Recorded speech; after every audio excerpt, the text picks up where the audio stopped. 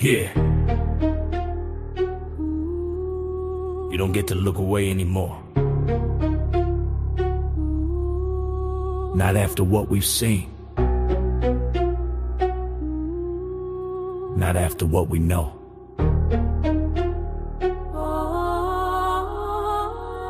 Can't sugarcoat evil, I refuse to disguise. Truth hit different when you look in their eyes. Little shoes on the staircase cold. Teddy bear stories that were never told. Paper trails buried deep in the vault. Everyone pointing fingers, not my fault. Money moves quiet, power moves slick. Smiles on TV while the system's sick. High walls, black cars, tinted glass. Closed door meetings, let the scandals pass. You say conspiracy to silence the room, but the victims ain't theories, they carry the wounds. We were distracted, divided by noise, arguing headlines, girls and boys.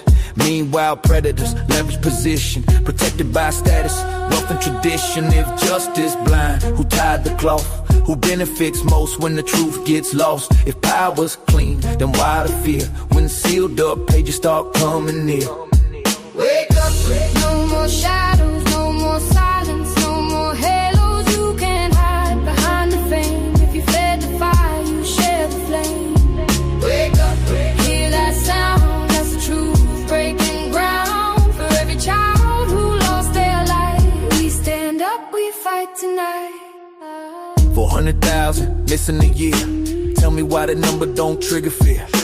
Why the outrage fade in a week? Why the strong stay silent when the small can't speak? Institutions polished in gold, preaching mercy but the record's cold.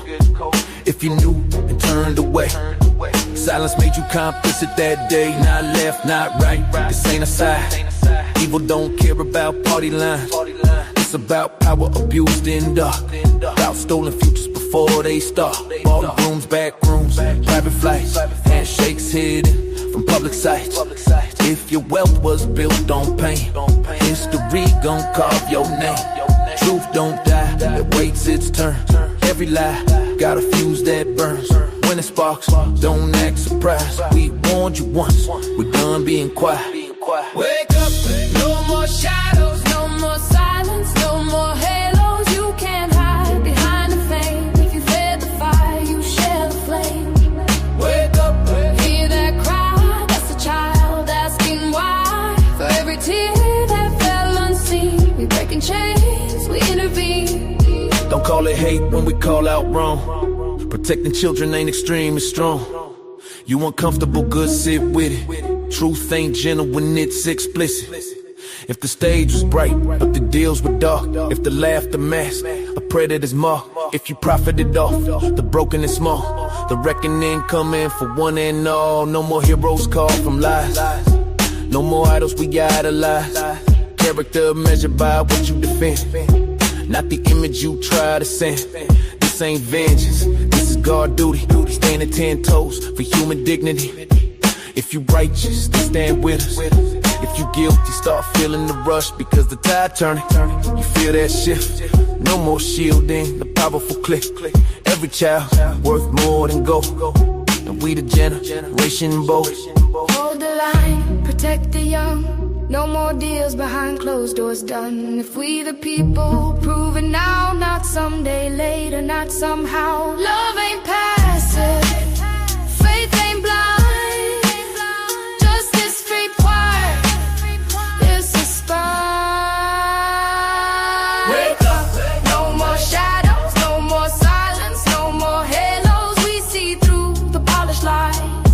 Reflected in our eyes. Wake up, hear that sound, that's the system shaking down. For every child who lost their life, we stand up, we fight tonight.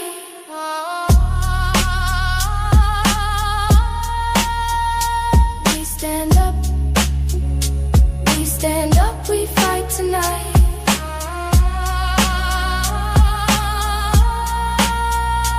We stand up.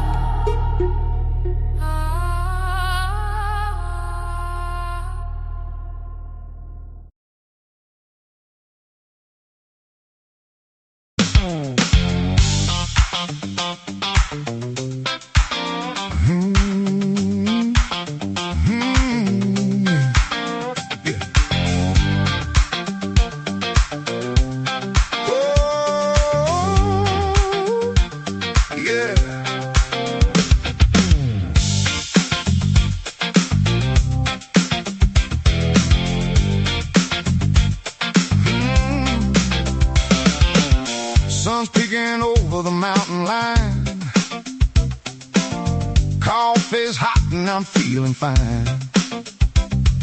Walking through rows that are grown with care. Sweet little flowers, perfume there.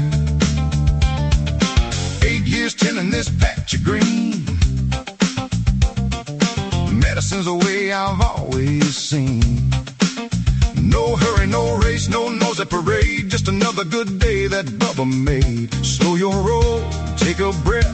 Life ain't always gotta run at full speed. Bubba sets the tone today.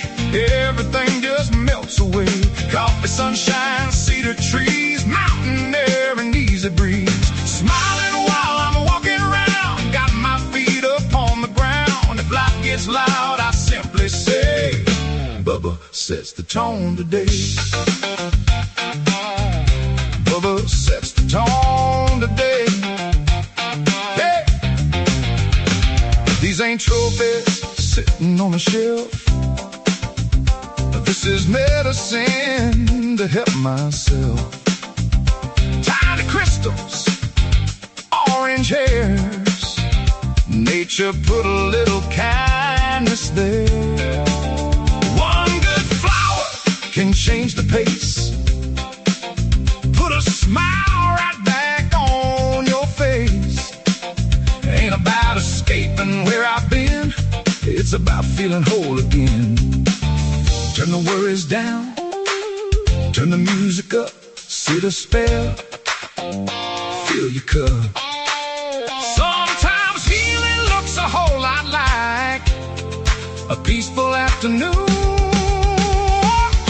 Bubba sets the tone today, chasing heavy thoughts away.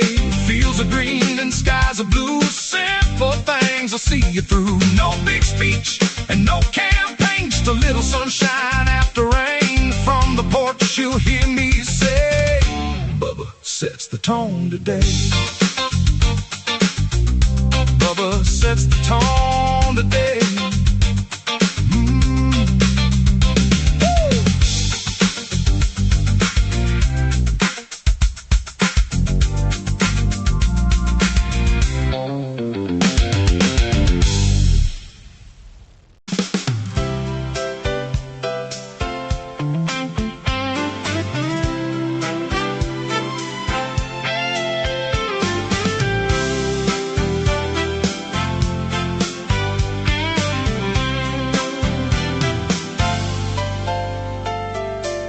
Long days beneath a smoky sky, watching every breeze with a careful eye, soaking down the fences, praying through the night, holding on to hope while the hills burn bright.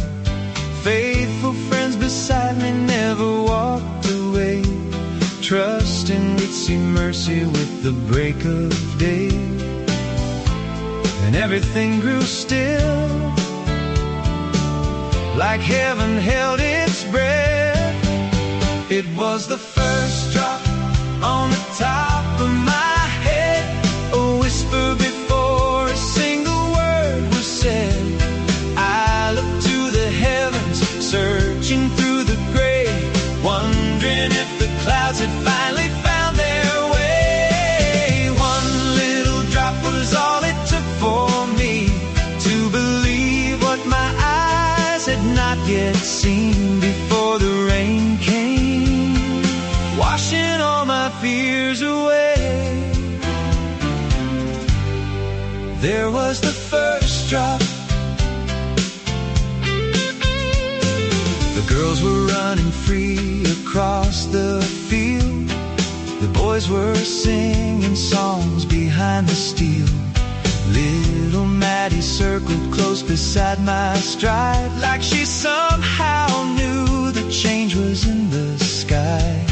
Then another minute, maybe two went by, and every thirsty acre lifted up its eyes. I smiled before the storm, because hope had already arrived. It was the first drop on the top of my head, a whisper before a single word was said. I looked to the heavens, heavens, searching through the gray, wondering if the clouds had finally found their way. One little drop was all it took for me to believe what my eyes had not yet seen before the rain came, washing all my fears away. There was the first drop. Life can change so quietly, not always with thunder, not always with lightning. Sometimes the greatest answers arrive one drop at a time. It was the first drop on the top of my head, the promise before the river spread. Every blade of grass began to sing again as mercy fell across the thirsty land. Sometimes all it takes is one small sign to remind your heart you're gonna be just fine. So when you're waiting for the answers that you've prayed for, don't miss the first drop.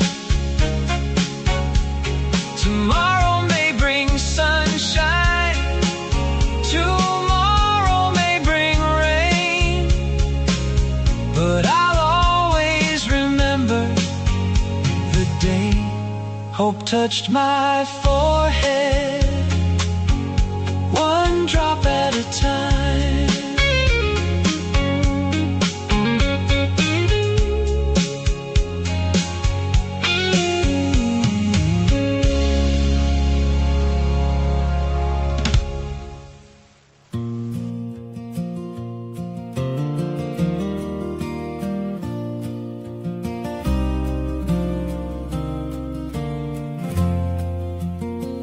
No flashing lights, no grand parade, just worn out boots and songs I've made. A weathered road beneath the stars, a heart that's carried too many scars. I've learned that truth don't need applause, it doesn't bend to passing laws. It finds a soul wherever you are, with a voice and a guitar. Just a voice and a guitar, they can carry hope so very far. Through the valleys, through the night, a simple song can spark a light. No fancy stage, no fortune's prize, just honest words that never hide. Sometimes all this world needs are a voice and a guitar.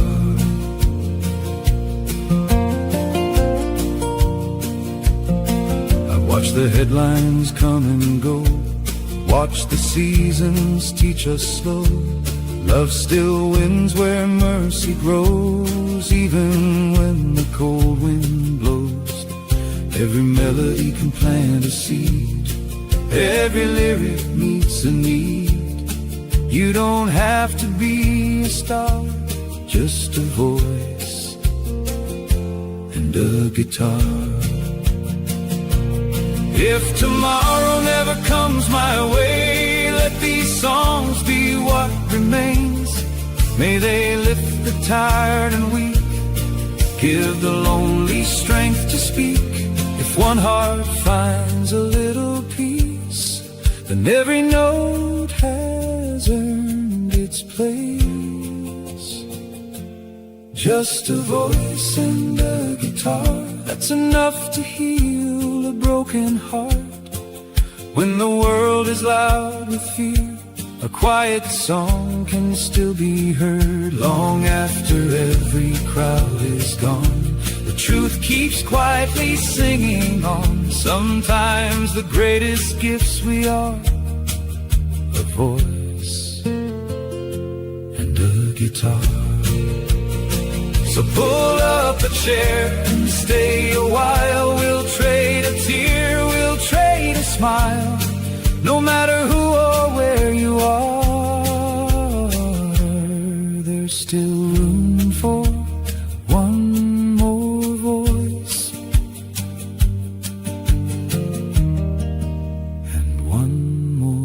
guitar.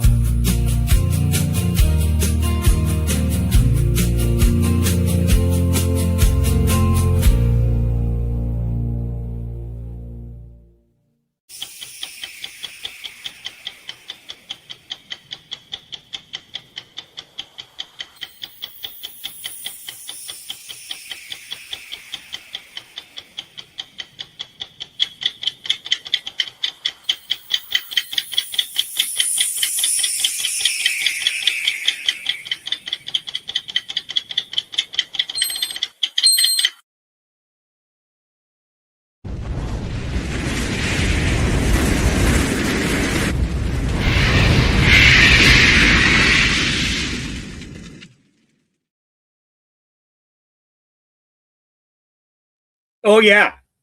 Yeah, there's a podcast, all right. Yeah. Actually, guys, I just got up. Uh, I have I slept like a baby. Yeah, I slept like a baby. Finally, I got like 6 hours in a row, which was pretty good.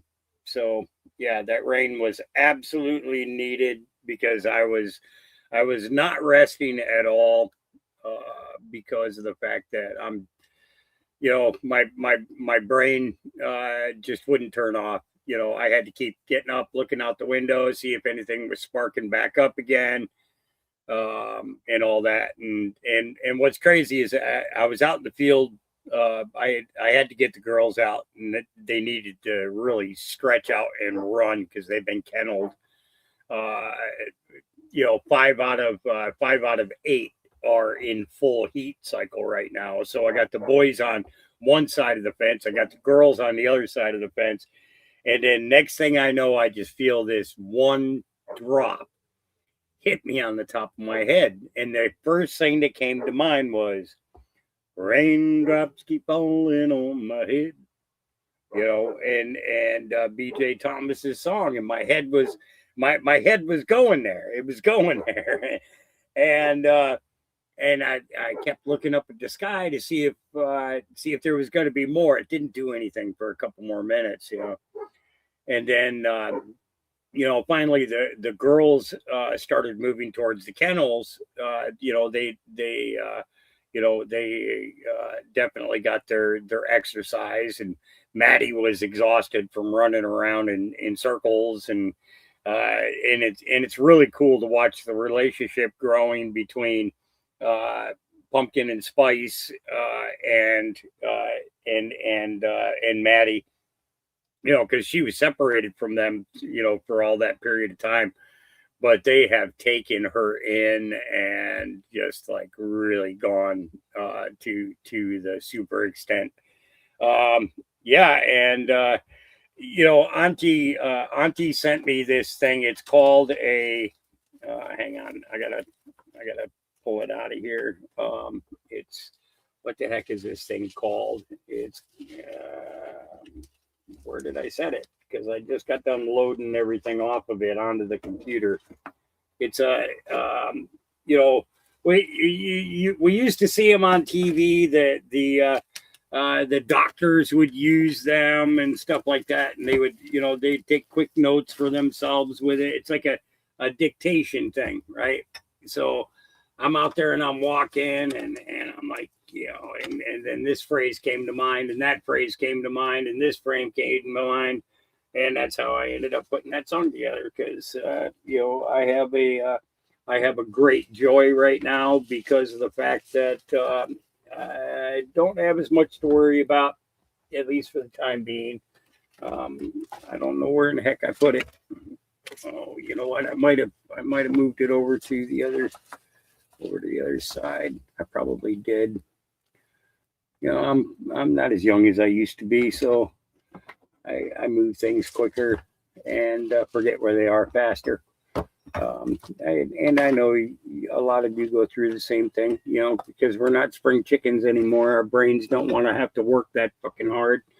And but yeah, so this is basically like a nonsense Saturday night. Yeah, a nonsense. As a matter of fact, I'm going to do something that normally I don't do. Yeah. But I'll tell you what, your camera had better be on. I better know who you are. And you better be respectful. But I'm going to do this. Yeah. I just did that. I just did that. I did that. I did that. Yeah. Normally I don't normally, I haven't done panels in a long time. Um, I do got a couple of news things that I'm going to end up sharing with you guys. There were some things that, uh, as uh, when the rain first started, I was like, okay, well, I'll look for, I'll look for some stuff to do for for the podcast and see which, see what direction things are going to go throughout the day. And I didn't see anything really, really big, that made me want to, just jump on to do a complete news thing, just because sometimes it's not time for that, right?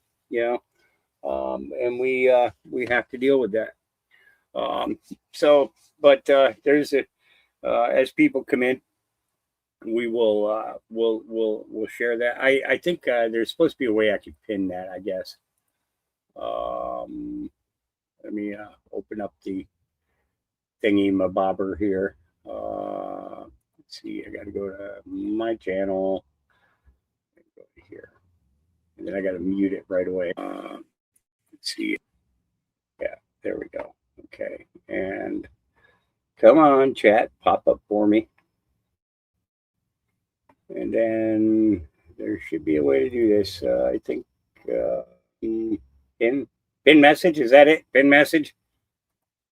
I hope so, because if that's correct, then you guys can let me know if the message is pinned there. Um, but like I said, I better know you, and you better be on cam, and you better not be naked. Period. I'm the only one allowed to be naked here, and I'm not on cam. Ha ha ha ha ha ha ha.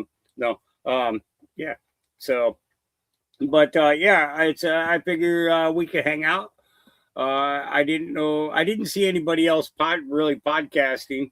And I said, it's a Saturday night. We could go in and play some music, cover a couple of things here and there, play some more music, cover a couple things here and there, but it gives you a place to gather to chat and stuff, right?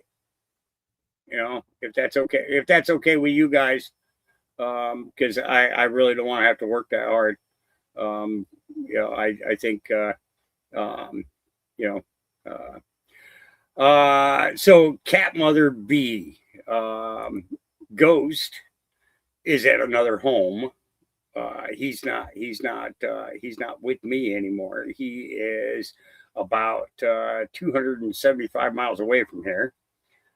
So I probably won't see him other than photographs that the people will send me. They were supposed to get the girl that's underneath my feet, and I think that they I think that they chose him because he was a little bit bigger and he was a lot more active than she was. Yeah. Yeah. MM is off tonight. What is that? I don't know. M&Ms don't get a break. Okay. M&Ms get eaten. I'm just saying. I'm just saying. M&Ms get eaten. They don't ever get a break. Okay. Just want to make that clear. All right. There are facts. There are facts. Mountain Man. Oh, Mountain Man. Yeah. So I figure I'd come on, it gives you guys a place to come and chat and stuff, because I know you guys like to hang out together and all that. And, when I can get a dog, I will get 3. What you'd want to do is get one, work with the one and then get a second one. And then once you got the second one trained, then you get the third one. And training for each gets better and easier because of the fact that the other dogs help you to teach them. So, which works. Kit Kat spray. Yeah, I have not had a Kit Kat in. I have not had a Kit Kat since Awakened Trillium sent me. She sent me Kit Kat bars, Twixes, and something else from Canada. There was another kind of candy in there that I'd never heard of it, and it was pretty good. It was pretty good. But yeah, Kit Kats are, yeah, that's like one of my favorites. So yeah, I'm just not on cam because I'm ugly, and you guys don't need experiencing. That's not you guys. That's my camera trying to stop being retarded. And come on, see, it's there's nothing impressive here. There's not. There's just not. There's absolutely nothing impressive here. So we're gonna go ahead and we'll keep it. We'll keep it with with the still image. It's I haven't had a shower today, other than the rain, of course. So yeah, I'm kind of out there.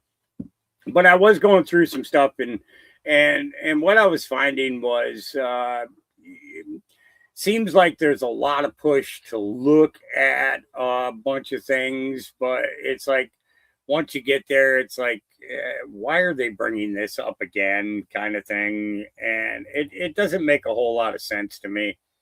Other than that, somebody had made they made a comment. I think it was like 3 days ago. Maybe it's 3 days ago, maybe 2 days ago. And what the comment was. Let me see if I can find it real quick. Because this was kind of interesting. Okay, and this is from Paul Fleuret. Okay, Mike Lee says, restore Smith month. All right. Stop domestic government propaganda. And then Paul Florent responded with, we are reaching a new phase. Okay. Now I want you guys to just listen. And this is why I'm not putting it up on the screen, because I don't want you distracted with anything else. I just want you to listen to what I'm saying to you. POTUS has done nothing about the Smith-Mundt Act because the good guys have to use propaganda as well, which we know. We understood that, right? Okay.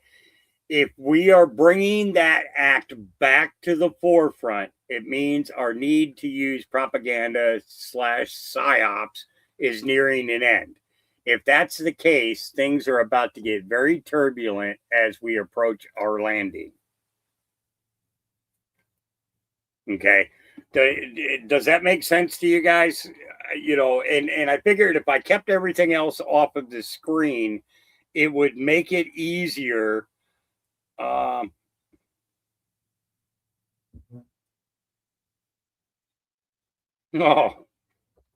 and I seen you in somebody's chat a couple of days ago, and I was gonna send you a message. If I did something wrong to make you mad, let me know, because I hadn't heard from you, and I thought that I thought I did something wrong.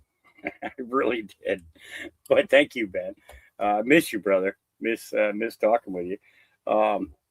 But but does what I read to you, does that make any sense to you guys? Here, I'll throw it up on the screen now. And it just seemed kind of, when I read this, it kind of made me.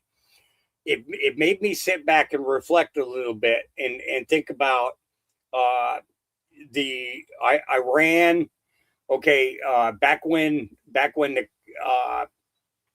Iran hostage taking happened. Okay, at that same time, we had Princess Diana and Prince Charles's wedding going on. There were just a whole lot of events that were, that were coinciding in that period of time, right? And Reagan, and Reagan came into office after Carter, and was trying to clean up that mess, and it was not going easy, and it's like, and then we turn around, all these years later, and what did we discover? That the same guy who was in charge of the taking of hostages, um, you know, when they took all the hostages, um, Ahmadinejad, I believe his name was later elected as president. So I knew at that point there that there was some type of a psyop going on, uh, that wasn't clearly recognizable back in the 70s when this happened. Okay. For the younger minds, okay, it wasn't clear, but a lot of veterans, especially of the Vietnam War, they saw it clear, that, and they made comments over, through all the years that, that I've been alive. They made some comments in regards to it, about how, what Carter had done, basically, didn't do anything about, the situation as it was happening, didn't give pre-warnings or anything like that. And they had all the intelligence that was necessary, right? And and then Reagan came in, and then there was the failed attempt at extraction, right? Do you remember the 3 helicopters? And they ended up having some major problems. Okay. Um, and stuff. So and then that was kind of the catalyst uh for Reagan to really step into the presidential role and do his thing, in order to get those people out. Okay. You know, and so when I look at it, I say to myself, okay, so that's kind of like really the first psyop that I remember seeing, right? um Played out in front of us. Okay. um and then the 80s came along, and we had this psyop of Lebanon and Israel, starting their altercation, and it really was. But the psyop wasn't coming from our government; it was coming from the Israeli government. Okay. And then, just after a few years, then we had, yes, Mogadishu, Black Hawk Down. Okay. Type of situation, regarding Somalia. you know so it's like all of these things, as we're watching them, right?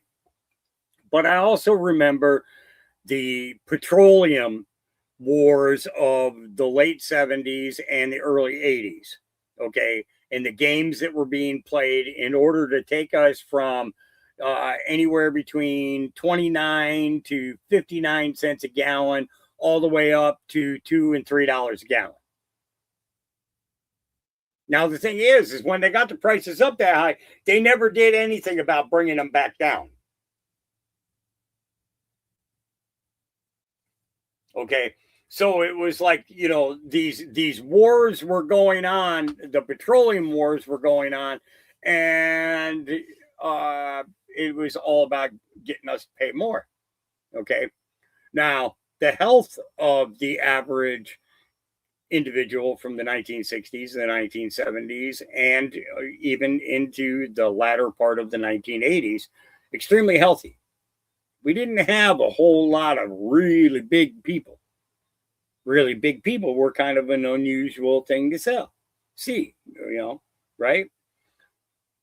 But then the late 80s came along and the 90s came along, and we just seen progressively that people were gaining more and more weight, more and more, more and more disorders. Mental health was so mainstream that it was just considered to be, oh, they're just a little crazy kind of thing. There was no real show of anybody doing anything about the mental illness. I mean, they closed down all of the mental institutions already, claiming that, the torture, the pain, and everything else. Well, this is one thing that I have to think of. This is one thing that I have to think of. I have to think about those orphan trains. I have to think about the mental institutions and the people who were sent to the mental institutions. Why were they sent to the mental institutions? Why were there so many people? Why were there so many beds? These people lost their mind because you destroyed their entire civilization and you did not want them telling anybody. That's what it boils down to. We're not going to be reset anymore. We're not going to allow it. It's just not going to happen. Okay, if that means that I've got to dig a freaking hole somewhere and hide with the dogs for as long as a couple of years or whatever, and then come out and then be the only one to know what the hell really happened over the last, years, then I'll be that son of a bitch that's out there. The difference is you ain't gonna be able to call me crazy because I'll wear the damn shirt. Okay, I'll wear the hat. All right. And I'll put on the hip waders. I don't care. I'll swim through it. I don't care. I don't care.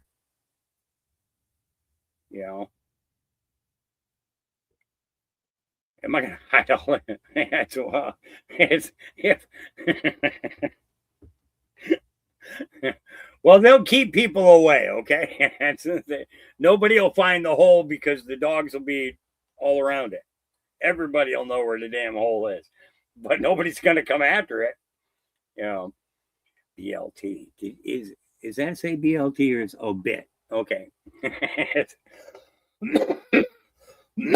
Yeah, don't be trying to make me hungry right now because I got food in the fridge ready to cook. I just like I said, I just got up and saw that there was nobody on, and I was like, okay, well, seeing that nobody else is on, I'll just go ahead and jump on and do silly things and stuff. So because I'm not really set for a podcast.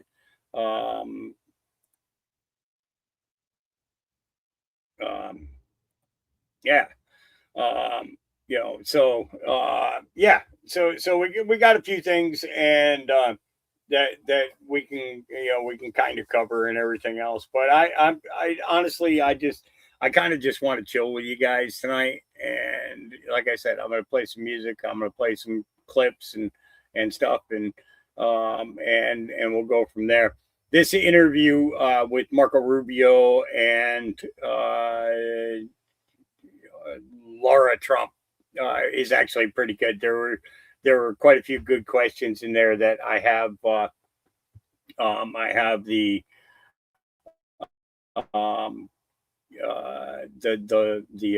links of and videos up here. So, but there's a lot of stuff coming out. That is pointing towards the removal of this. Okay, so here we go. Let's take a listen.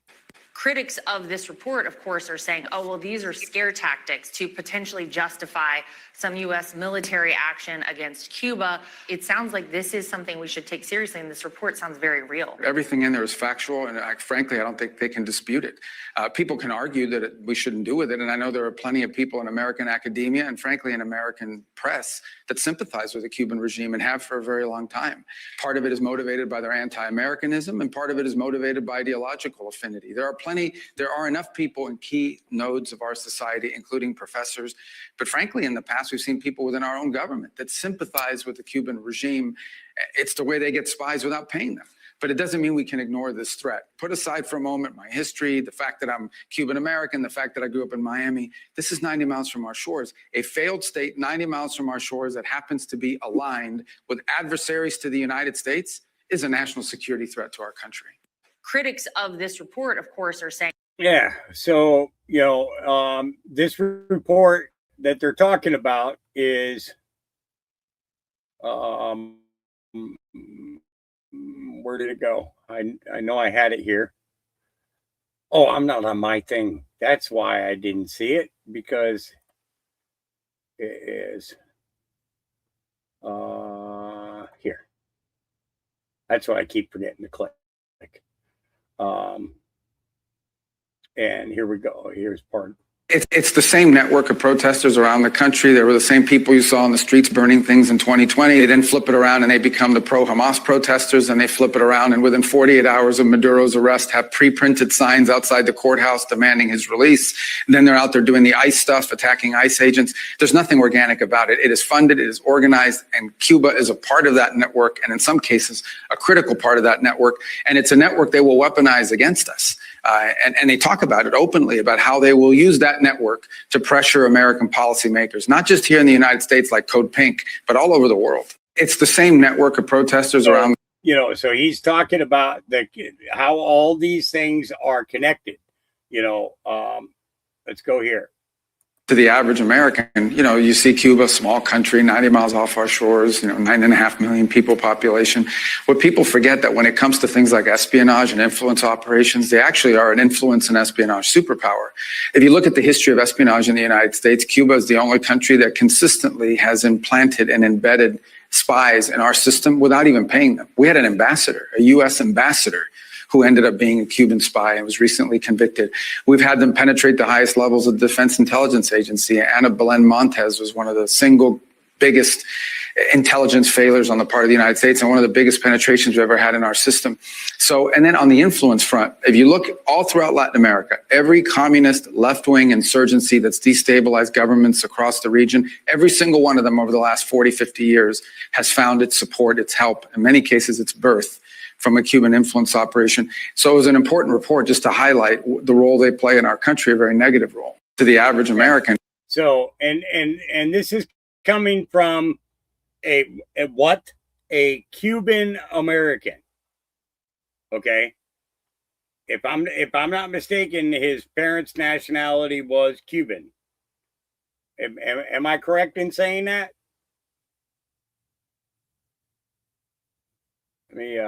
Let me copy. No, hang on a second. Let me go here and open that this way.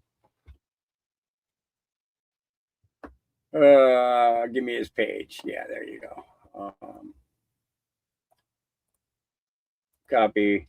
And what I want to do is I want to go to Grok and I want to say, what would it be? Is it heritage or what is it called?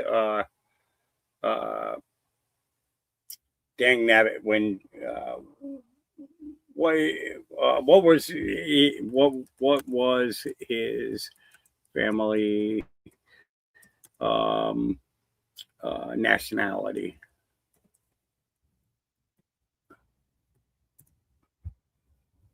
I want to make sure because I was pretty sure that he was Cuban.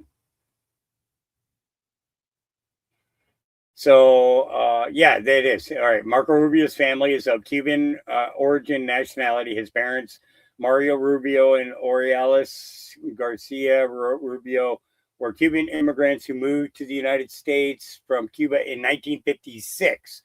Just before Fidel Castro took power in 1959. So he was born in Miami in 1971. So he's grown up in America. He understands what freedom is, where his parents know, what communism and socialism is about. And we basically have seen the effects of all of that over these past years.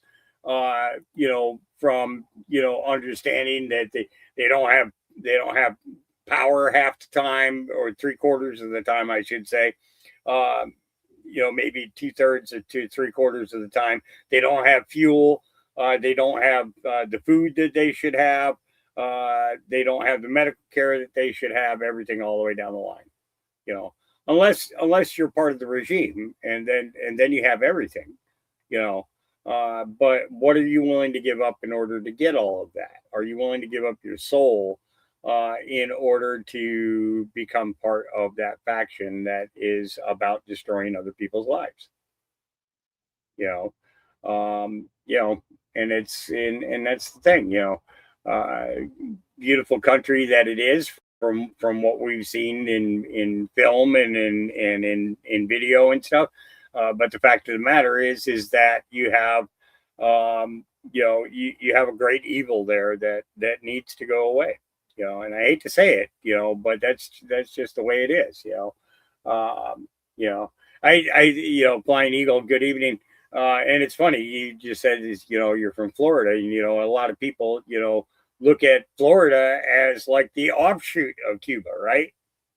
But what we see going on in Florida is the restoration and return of sovereignty to the citizens that live there, that basically the rest of the country needs to start adopting, and start, pushing and getting, and getting things going. The removal of property taxes. When you buy your land, you pay a tax to when you purchase the land. Period. After that, go fuck yourself. You don't get no more money for that. I own it. That's it. No more. Um, but if you think about it, during the 60s and the 70s, it was quite the opposite. We saw, but we also saw the largest expansion of the Cuban drug trade through the 70s, especially the later 70s. Cocaine, heroin, so on and so forth. That was coming in through Cuba and everything else. But I mean, there are other countries in South America that were doing just as bad. But Cuba being a small place, that was quite a feat, and it sustained them for quite a while. There was a point that there was a little prosperity for the people, but as quickly as that prosperity came, within a matter of moments, it was taken away. And it's just progressively gotten worse and worse and worse. So so my heart goes out to those people and what they've gone through. But here's another clip. You guys released a 100-page report on Cuba, calling it the capital of 21st century communism. And this report talks about the fact that Cuba's goal essentially is to erase the United States from the earth. It also details a Cuban spy network that's been undermining American interests. How did we get to a place where Cuba has become so much of a threat, it feels like, again, to the United States? I think for those who have followed the issue of Cuba, this is not unfamiliar to us, but to the average American, you see Cuba, small country, 90 miles off our shores, 9.5 million people population. What people forget, that when it comes to things like espionage and influence operations, they actually are an influence and espionage superpower. If you look at the history of espionage in the United States, Cuba is the only country that consistently has implanted and embedded spies in our system without even paying them. We had an ambassador, a U.S. ambassador, who ended up being a Cuban spy and was recently convicted. We've had them penetrate the highest levels of the Defense Intelligence Agency. Ana Belén Montes was one of the single biggest intelligence failures on the part of the United States, and one of the biggest penetrations we've ever had in our system.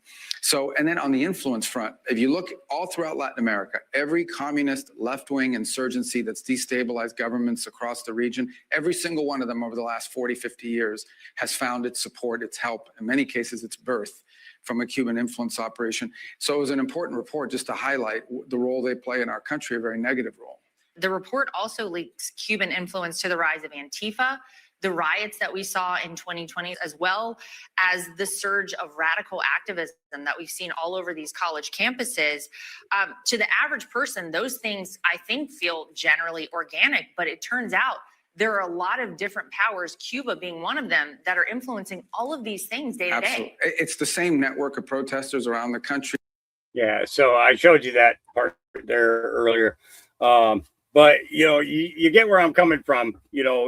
That there's this whole nonsense going on with the psyops and everything, and I think that we're going to find that that there's a lot of that is connected directly to Cuba, and we'll go. We'll get into that. So there were a few things, like I said, there were a few things that popped up. I'm going to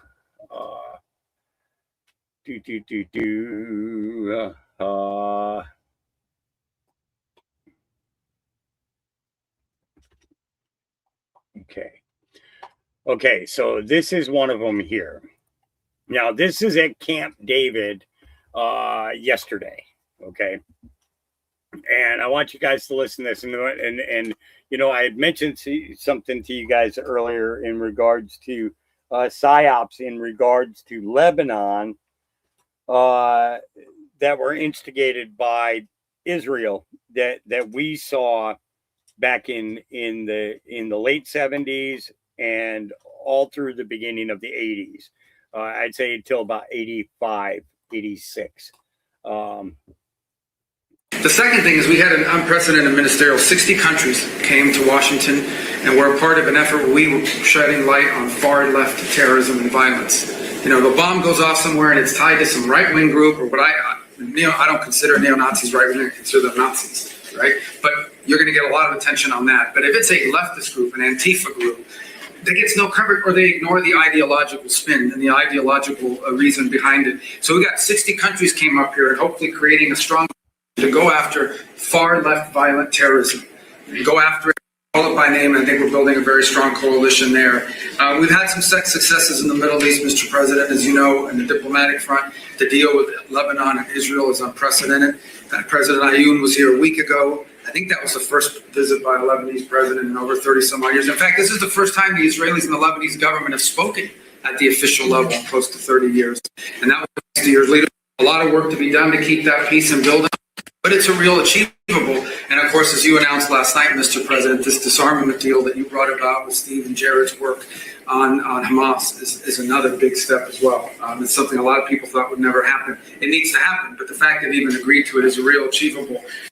Last point is on the Western Hemisphere.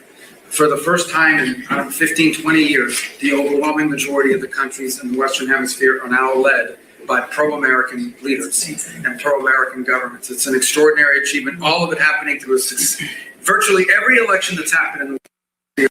You were elected president has elected someone who is American.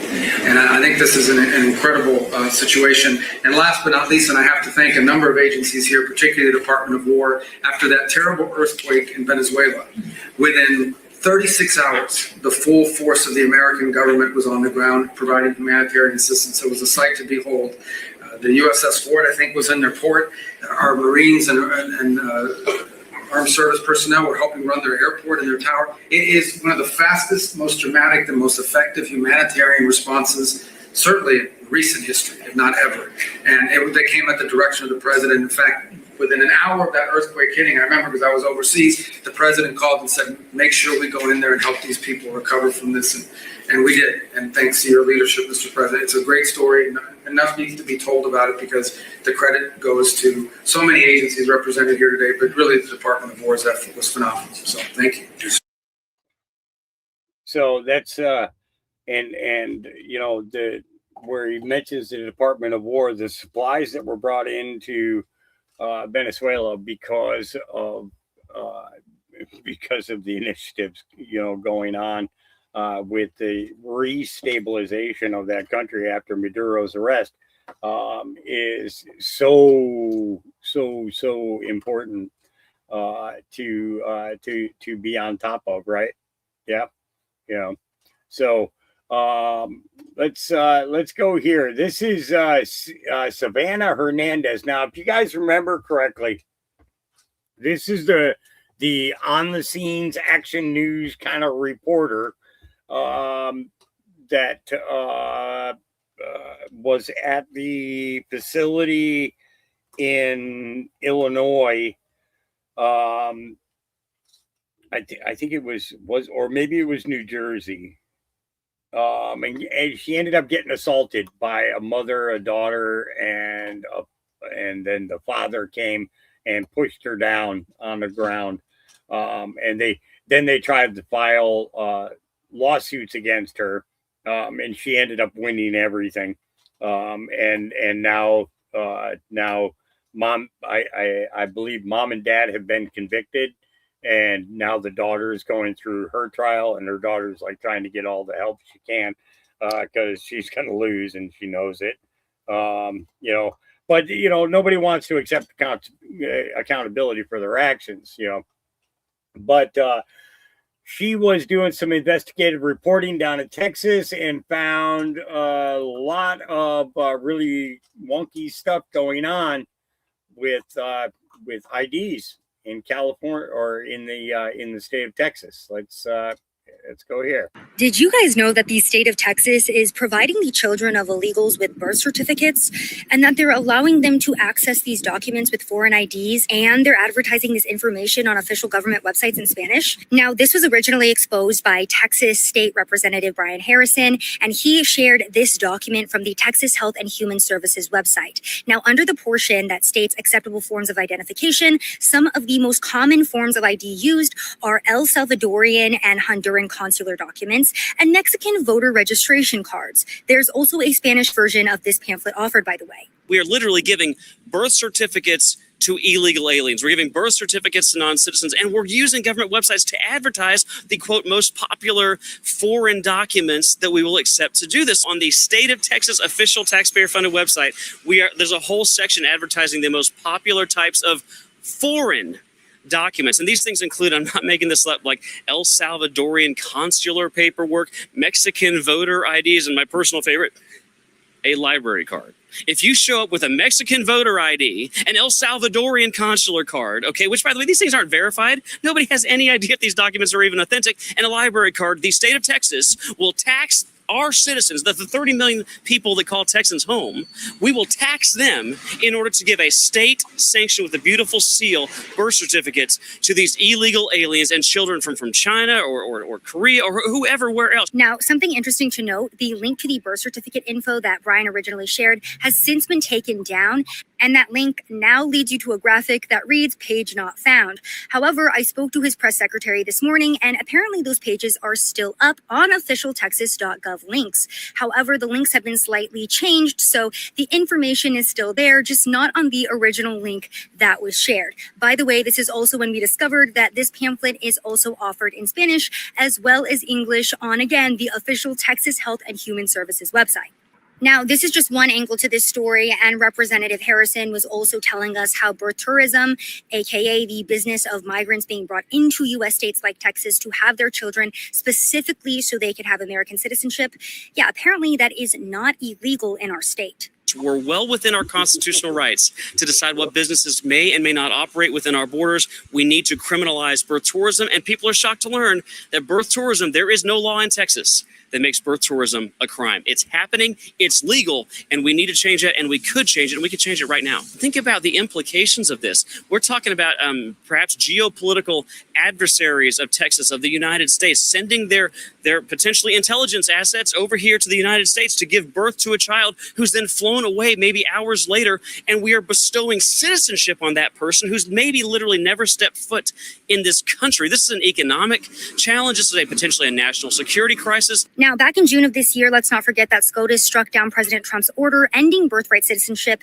voting in favor of any child born in the United States immediately getting U.S. citizenship, even if their parents had just illegally crossed the border or maybe even paid thousands of dollars in one of these birth tourism schemes to come and have their child over here.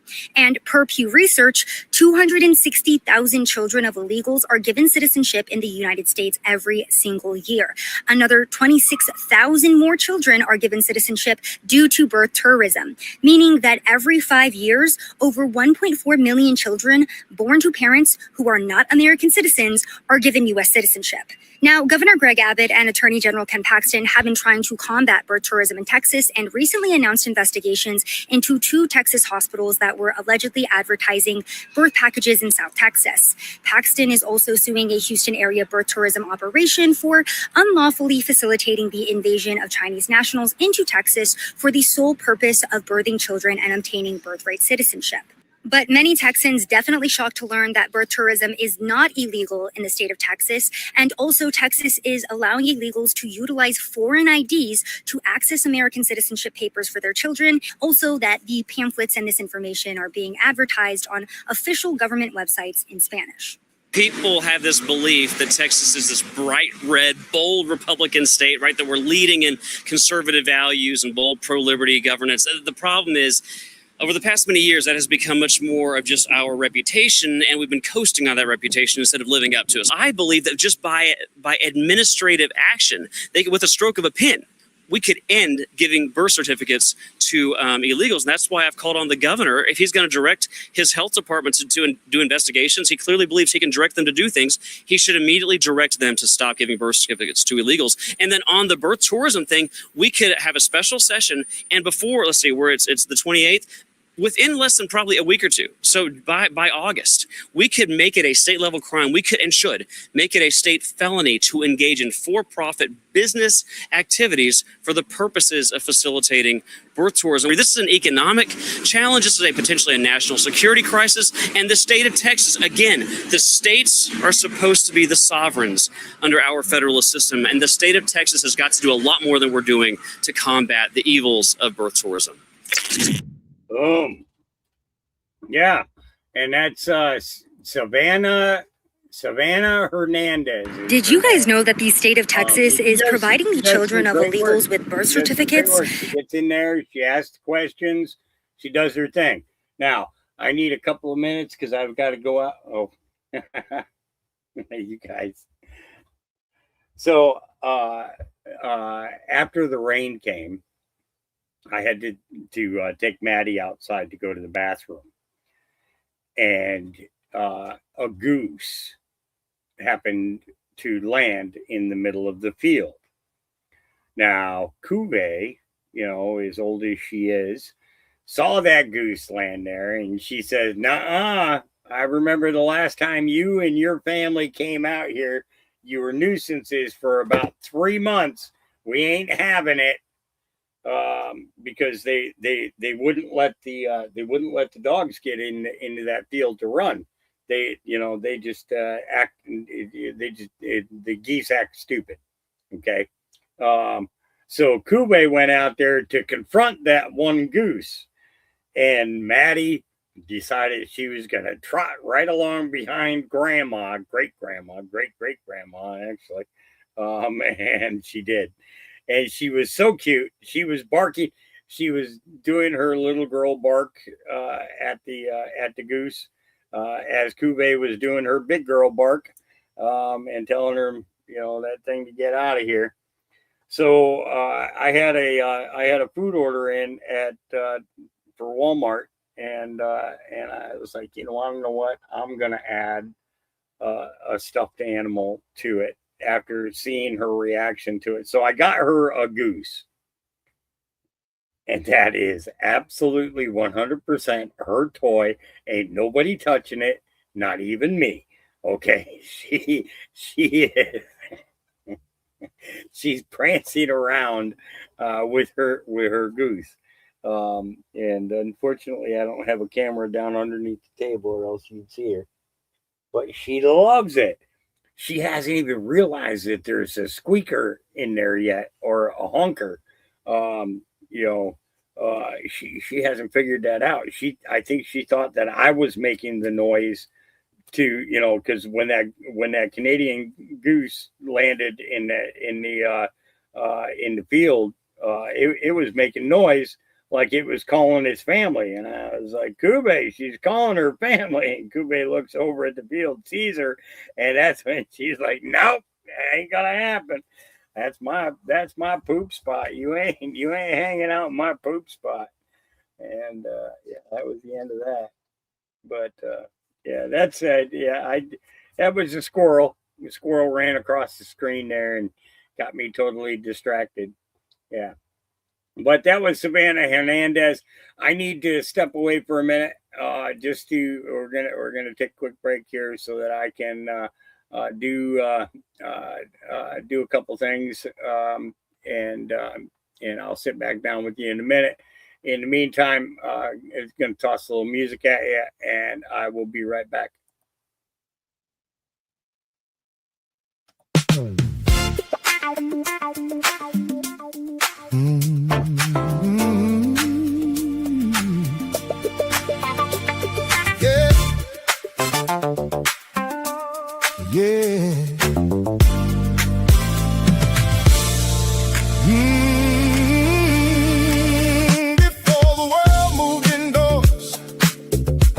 Before every screen lit up, before everybody stopped talking and forgot how to show up, there was a place every weekend where the lights would come alive.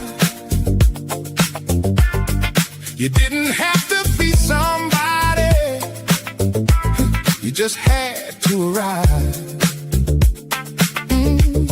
Popcorn in the air, leather skates on the floor, laughter bouncing off the walls, and music through the door. The DJ dropped that bass line, and every worry disappeared. For a few little hours, life became clear. The groove was the glue that held us all together. Black and white hippies and farmers, didn't matter whatsoever. Nobody came to be seen, everybody came to belong. The groove was the glue, and somehow we all got along.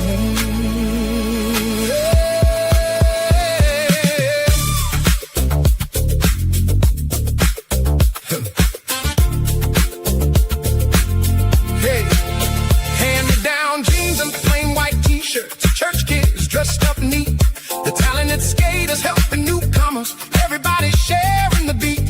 The girls would laugh, the boys would dance, nobody cared about being cool. For a few little hours every weekend, that skating rink became our school. We learned kindness, we learned patience, we learned how to share the floor. And somehow life felt bigger by wanting less and giving more.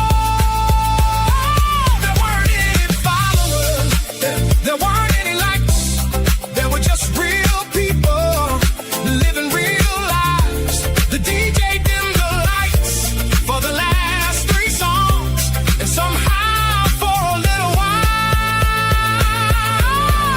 everything belonged.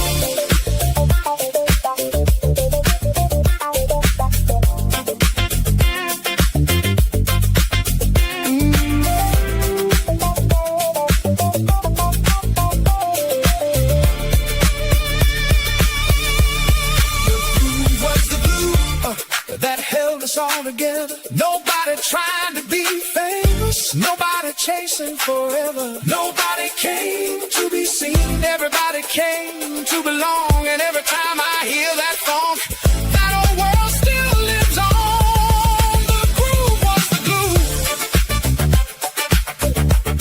The groove was the glue.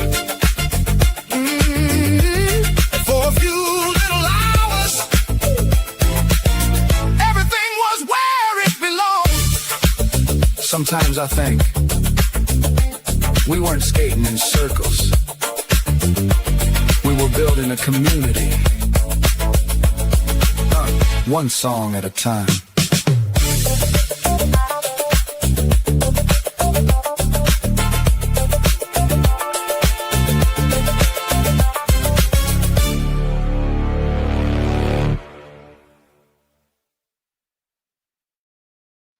All right, I'm back with you.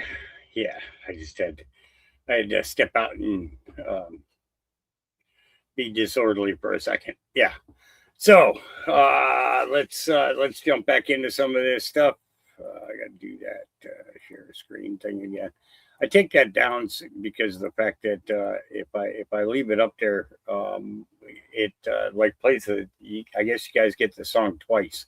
It plays over itself, so it's like a microphone picking up a speaker and replaying, and it's kind of annoying, like an echo kind of thing. So, yeah, must watch. Jesse Waters put this out. LA's meth mansion spent 26 million in taxpayer cash. What? Are you a trans migrant in need of a boob job? Go to California. So here in California, they give you the breast implant here. Yes. Free. Yeah. Wow. Yeah. Congratulations. Do you feel like that's a good benefit for other migrants here in California? Yeah, even though you're undocumented, you can get it. First, it was boob jobs, then it was free teeth for meth heads, and now it's taxpayer-funded crack pipes. This is a meth pipe. I didn't get it from a drug dealer or Hunter Biden.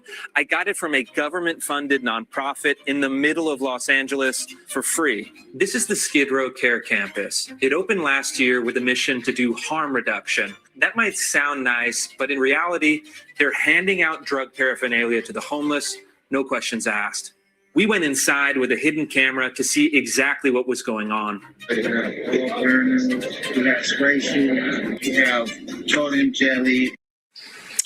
The city calls it a safe space and harm reduction hub. The neighbors have another name, the Meth Mansion, run by a trio of nonprofits spending $26 million in taxpayer cash over the last 2 years.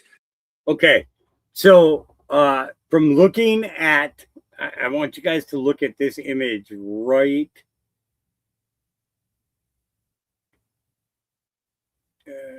I'm trying to get it. Okay, so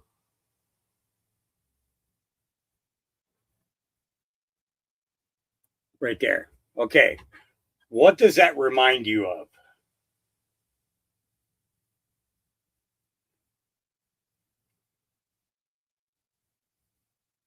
Okay, that's basically one city block right there. Right? What does that remind you of? I know what it reminds me of. That big iron fence across the front here, especially. New Jack City. New Jack City. Do you remember the movie New Jack City? Anybody? Does anybody remember that movie? It was what was it? Ice-T and oh heck. Chris Rock was in it.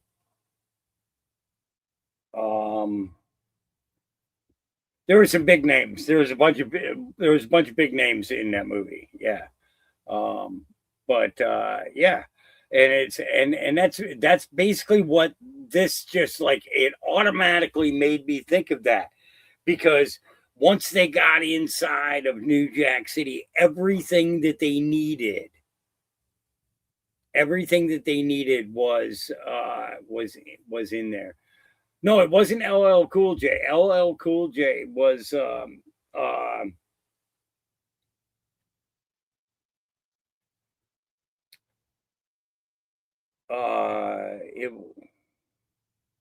was he in that? See, now I gotta look again. Not see, it was the other the guy who played the vampire, the black guy who played the vampire. Snipes, Wesley Snipes. Wesley Snipes. Let's go here. New Jack City actors. Okay, it was directed by Mario Van Peebles. Okay, Wesley Snipes, Ice-T, Alan Payne, Chris Rock, Judd Nelson. So Judd Nelson was the other cop that worked alongside Ice-T. And Chris Rock was their snitch, right?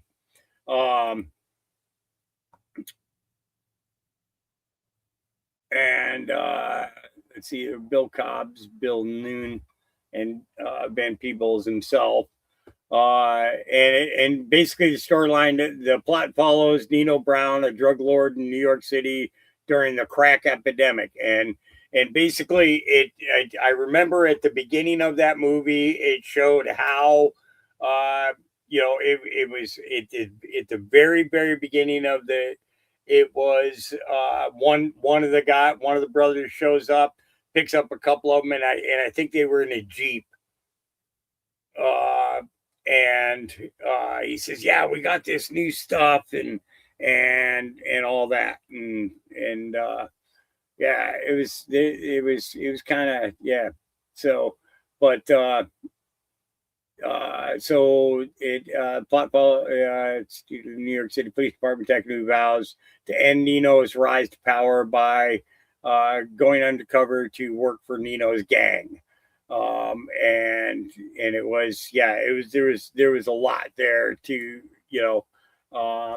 it was the Cash Money Brothers, CMB. That's what it was, CMB.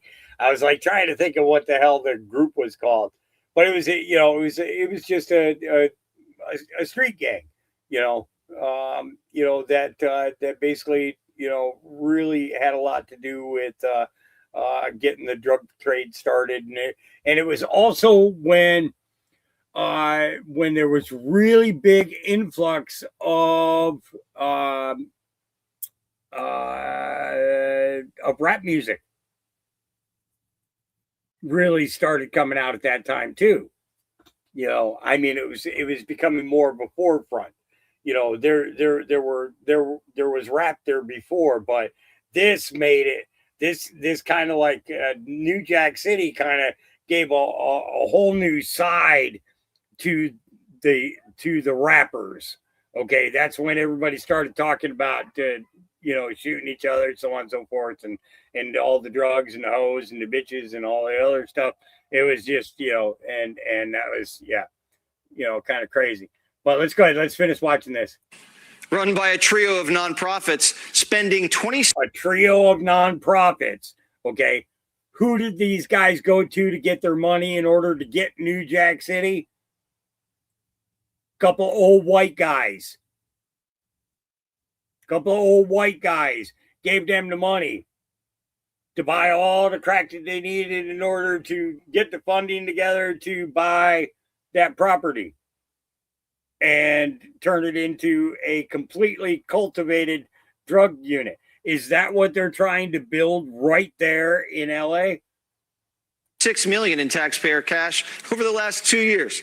26 mil buys a lot of crack pipes, but it doesn't buy safety. Cops have been called to the blocks around the campus nearly 700 times this year. That includes 4 homicides. Locals say it's straight up chaos around the clock.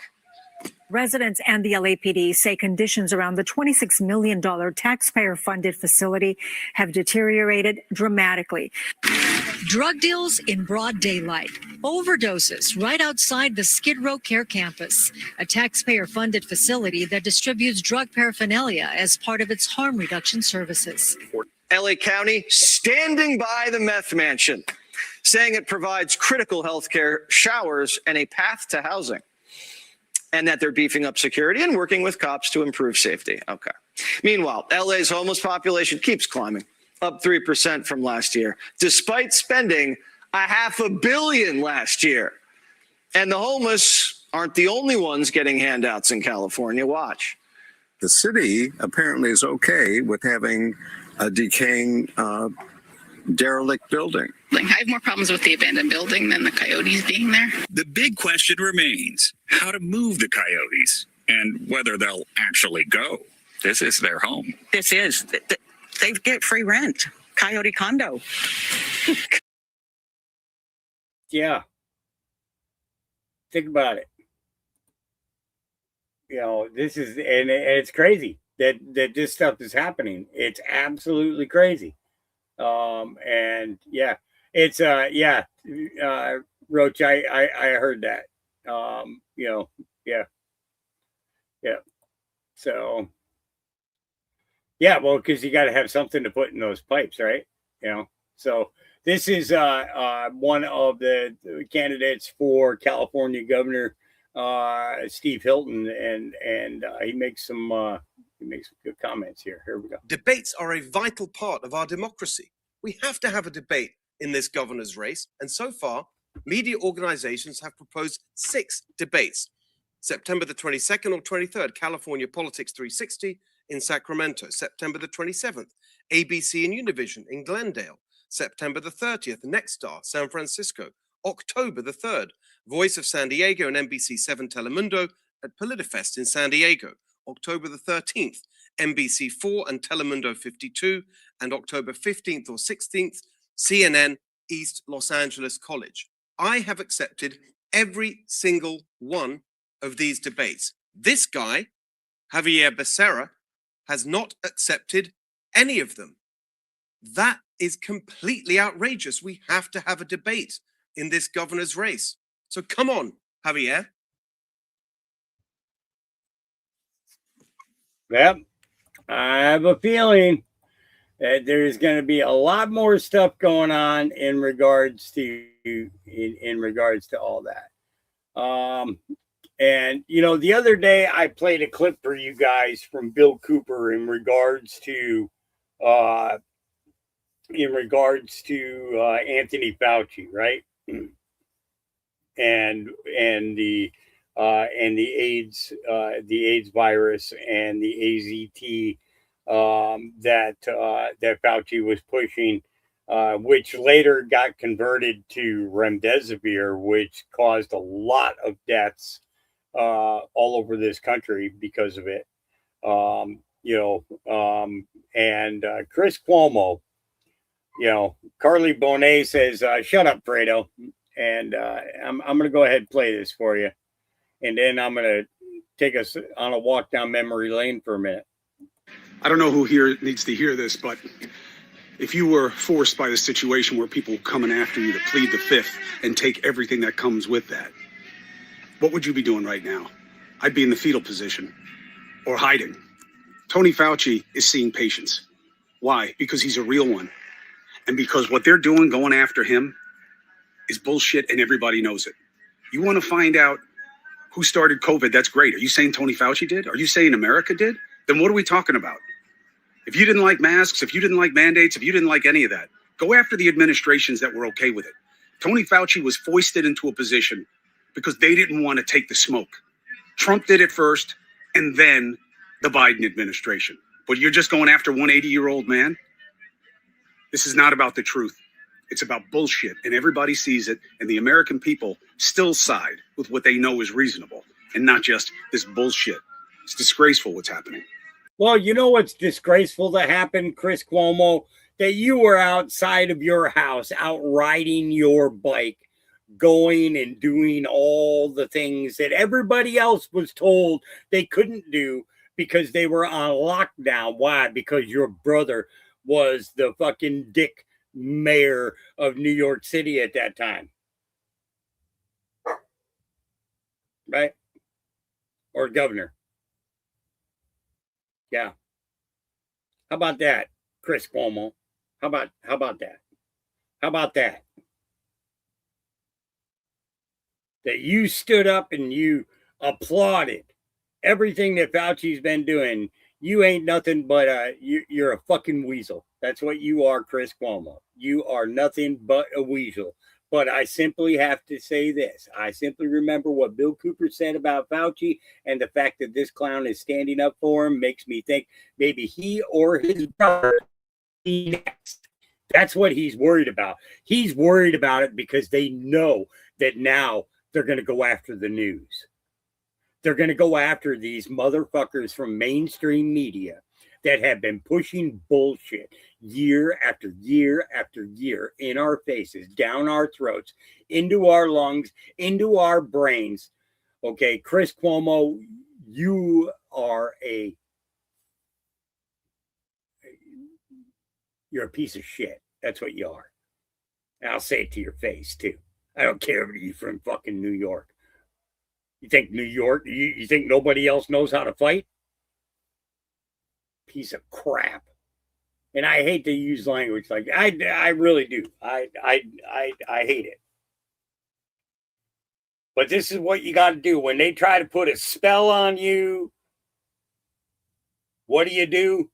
You break the spell, you break the curse, you break the hex by saying what? Fuck!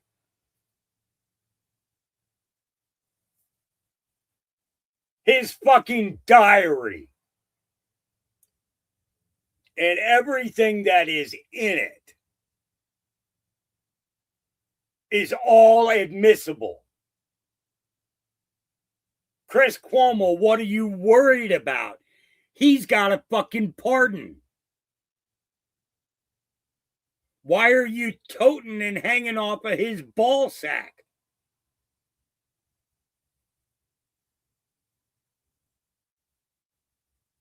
Because you and your brother might be next?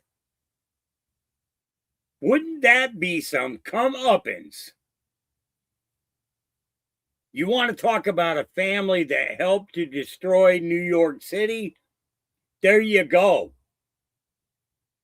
You want to talk about the destruction and the credibility of the name of Cuomo? There you go.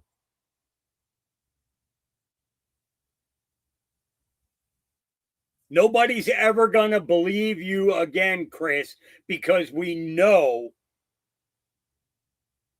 about your bullshit.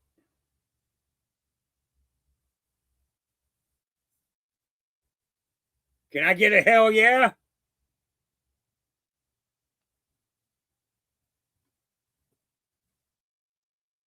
I guess not. Matter of fact, Chris was sneaking out late at night to check on a house he and his wife were building while he was supposedly have COVID while riding a bike. Yeah, exactly. Without a mask. And then when somebody said something to him, he got all upset and wanted to beat the guy up because he got caught. Rules for thee, but not for me.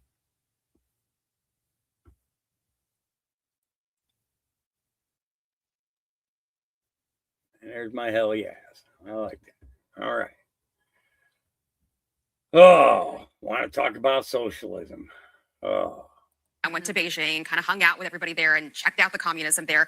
And this is one of those members, and this is what they wrote. I can't wait for you to listen to this. This is D Knight, a DSA member from New York City, reported back Beijing buzzed with excitement after a separate trip in 2024. Knight wrote in a blog, the provincial foreign affairs department staff called us VIPs and treated us royally. That's what he was excited about bringing back home. This is the same government that's accused of crimes against humanity against the Uyghur population. And yet he's excited that he was being treated like a VIP. Yeah. And the difference is the people who live there are not treated like VIPs. Right. And you used the right word in talking about this communism. Some of these DSA members are calling it Chinese socialism, which that doesn't even make sense based on the way that government operates. Of course, you're treated like a VIP. They want you to see only the best of what can happen in this society by their estimation. But the people who've lived through this, that's the important part. Just like Alexander was just talking about, people who've actually lived it and can come out and freely speak as the people of China cannot. Folks in Venezuela who will say, we starved so badly over the last few years. One human rights report says people lost an average of 24 pounds because there wasn't food to eat. And this isn't something that the DSA is hiding. They're celebrating this stuff. They're publicly signing these pledges. You know, I had Megan Romer last week on Fox News Sunday and said, do you want government ownership of private businesses? Yes, there wasn't even any hesitation. So clearly they think what China is offering is a good thing. What's interesting, though, is I know that this is not going to impact any of these households.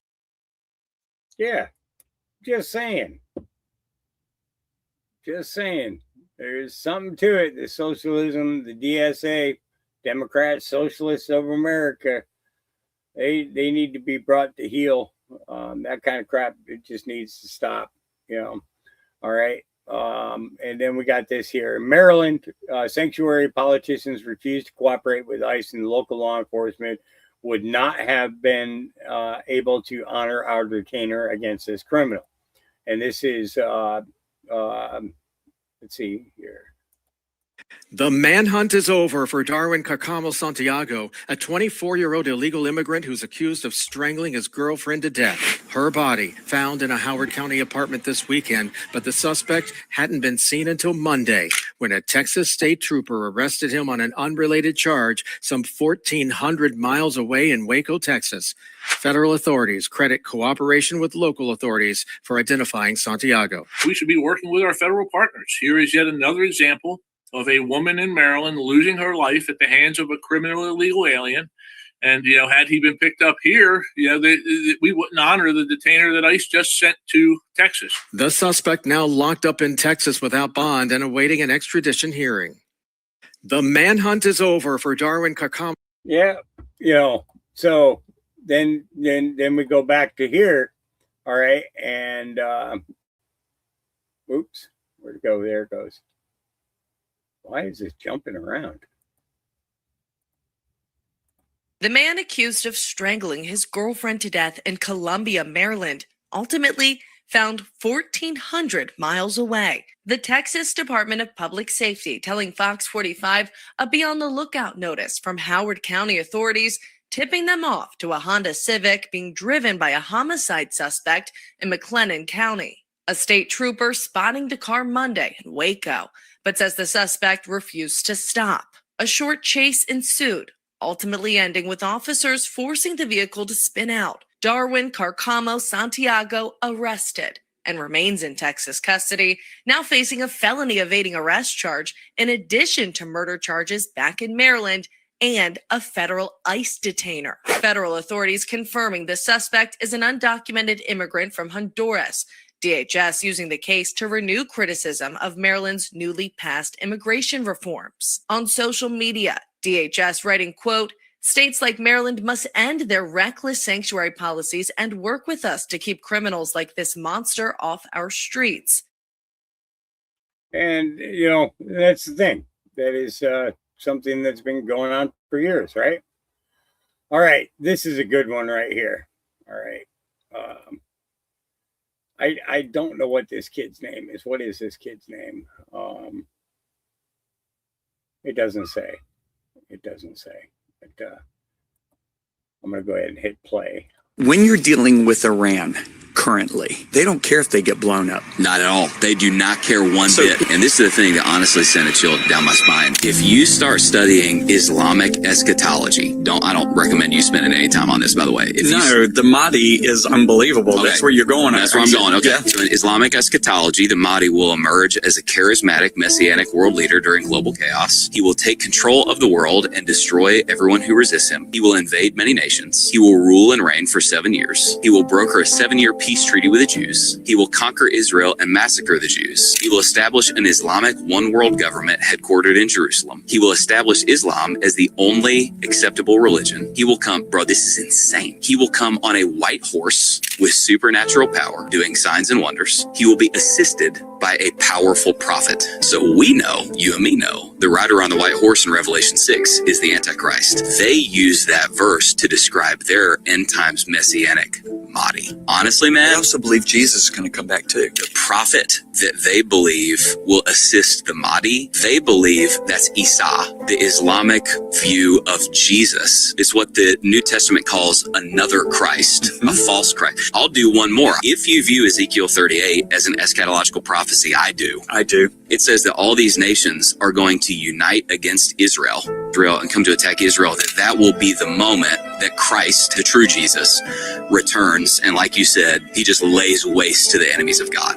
The modern day geographic correspondence to all of those nations are as follows. Gog and Magog, that could be part of Russia or Central Asia. Meshul and Tubal, that's in Turkey. Persia, that's Iran. Cush is Sudan. Put is modern day Libya or broader northern Africa. Gomer is Turkey. Beth Togarmah, that's also Turkey. With the exception of parts of Russia, every single one of those nations today is a dominantly Islamic nation. I don't know how to read this stuff and not go, hey man, Islam might be the strong delusion that ushers in these end times things. Everything you've just said is absolutely accurate. The other thing is there's two major groups of Muslim, the Shiites and the Sunnis. The Shiites, their version of the Mahdi is there has to be chaos and war to usher in the Mahdi. When you're dealing with Iran currently, you're going to find out if this regime stays in power. They don't care if they get blown up. Not at all. They do not care one bit. The leaders of Iran don't. They want to do whatever it takes to get the Mahdi to come. That's it. Honestly, the ones that have been in power want global war to trigger Islamic eschatological events. Yes. Yeah, you keep going. I do believe that this one world religion that will be in existence in the tribulation will have a very strong Muslim influence to it. Okay. Wow. Yep. Interesting, huh? They're talking about the Mahdi, but what did we see now? When you're dealing with, right? We saw a guy come forward that was claiming to be the Mahdi, and I just scrolled way too far, or clicked the back button too far, and now I got to do this again. Dang nabbit! I hate that I have to do this again. So bear with me, guys, while I get back down there. I got a few here. Poor Bernie. He looks like he's getting trashed. There we go. Okay, that's where we were. All right. Now, this lady here, this is Johnny Midnight put this up. She must have said something about Jesus, and they kicked her off the flight. Wouldn't want to offend some Muslims. Can you tell me what's going on? You can't just tell me to get my stuff and then not tell me what's going on. Okay, so just follow yourself and follow me. Huh? Just pick on yourself, just follow me. Okay. You're still not telling me. Huh? Still not telling me So what's the going crew on. don't feel safe with you. They don't feel safe? Yeah. Oh my gosh. I didn't know the message of Jesus Christ was unsafe. Wow. Do I have any guns or anything like that? No, I don't. So freedom of speech is not safe? So if I said something else, would that be okay? I'll tell you what this is. It's called spiritual warfare. You know why? Yeah, because demons don't like the name of Jesus. Yeah, but it's not unsafe to talk about the gospel. I didn't know. Is that a crime? Is it against the law? Can you tell me that? Is it? Can you tell us? Is it against the law? Is it against the law? I'm just asking you a question. I'm getting my stuff as I'm talking. So can you answer the question? Is it against the law I don't need to answer any questions. to preach the gospel? I don't need to answer any questions. You can. You sure can. Yeah. Yeah, you sure can. Wow. Tell you what. Last days, people. Can't talk about Jesus anymore. Yep. That's how you know. That's how you know. There's power in that name. Makes people feel unsafe. That's sad. Very sad. Very sad. Wow. Well, God bless everybody. If you know Jesus today, make him Lord of your life and continue to spread the gospel. We're in the last days. We're being persecuted. Persecuted to be a Christian. It's coming. We're going to go to jail. It's coming. It's coming. I am making my way. You see me walking, right? Okay. Thank you so much. Look at this. Hallelujah. You don't have to push my bag. I did it, ma'am. I'm so sorry. Yeah. So, yeah, it seems to be there's quite a bit of that going on. She's not the only one, but that was Whitney. What was it? Whitney Lynn was her name. Whitney Lynn .org is her name. Yeah, but it is kind of stuff that needs to be talked about. You know, you're not gonna, you know, you censored us during COVID for speaking the truth, and if you think that you're going to stop us from talking about Christ, you got some serious issues going on. You know, you got issues going on so bad that, you know, it just makes me want to do something stupid like maybe play a song about Jesus. I think I got a couple of those, don't I? Maybe, sorta, kinda. Oh yeah, there's few in here. Yeah, which Ooh. What's going on here? Which co-op of insanity? Yeah, we know that that's going on. Wow, you know what I didn't do? I didn't put a whole lot of songs up here, but that's okay. That's okay. Let's go here.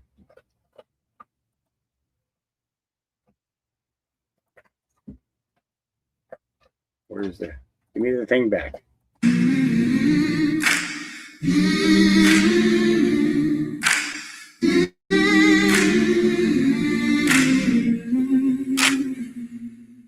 I stood at the gates with nothing to bring, no medals to wear, no songs left to sing, no list of good deeds I could hold in my hand, just a lifetime of trying to understand. St. Peter looked kindly and asked me why. I thought for a moment, then lifted my eyes.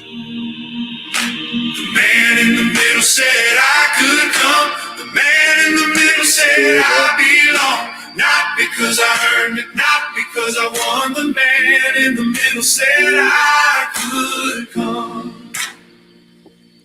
I remembered my failures, remembered my fears, the mistakes and regrets I carried for years. The times I stumbled, the times I fell, the prayers I whispered when life wasn't well. And then I remember the promise he made. And all of my worries just faded away.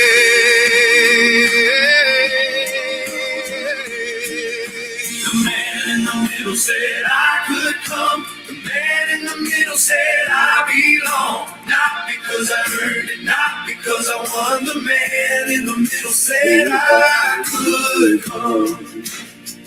He hung between two broken men, showing mercy right until the end. One turned away, one chose to believe, and grace was all he'd ever need. The man in the middle said I could come. The man in the middle said I belong. No crown of glory, no perfect song, just faith in the one who carried me along. The man in the middle said I could come. The man in the middle said I belong. No crown of glory, no perfect song, just faith in the one who carried me along. The man in the middle said I could come. The man in the middle said I belong. Not because I earned it, not because I won. The man in the middle said I could come. And if someday someone asks me, why are you here? I won't say, because I was good enough. I won't say,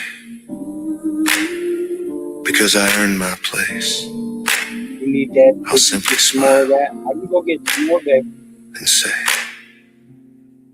the man in the middle said I could come.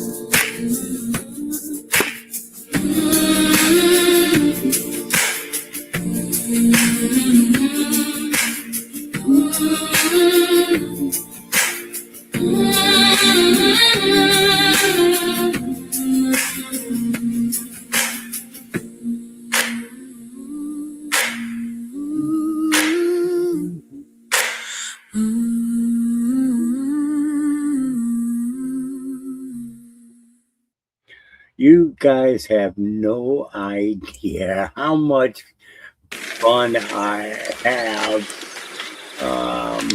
Master. Doing that.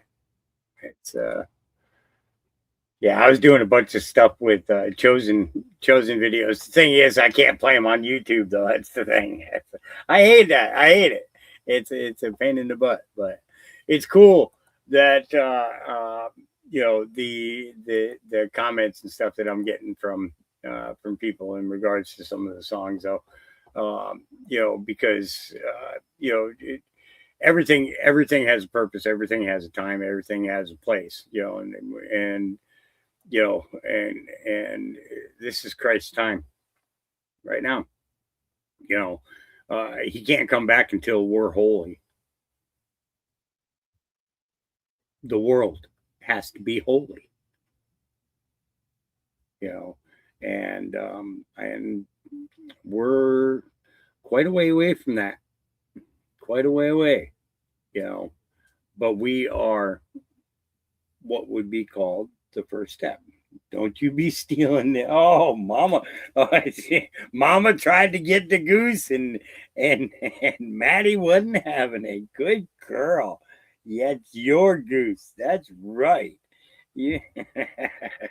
Oh Lord. Yeah. All right.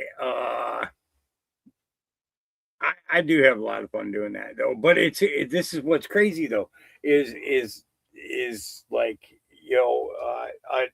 a telephone conversation this morning. Okay. I was talking with Auntie and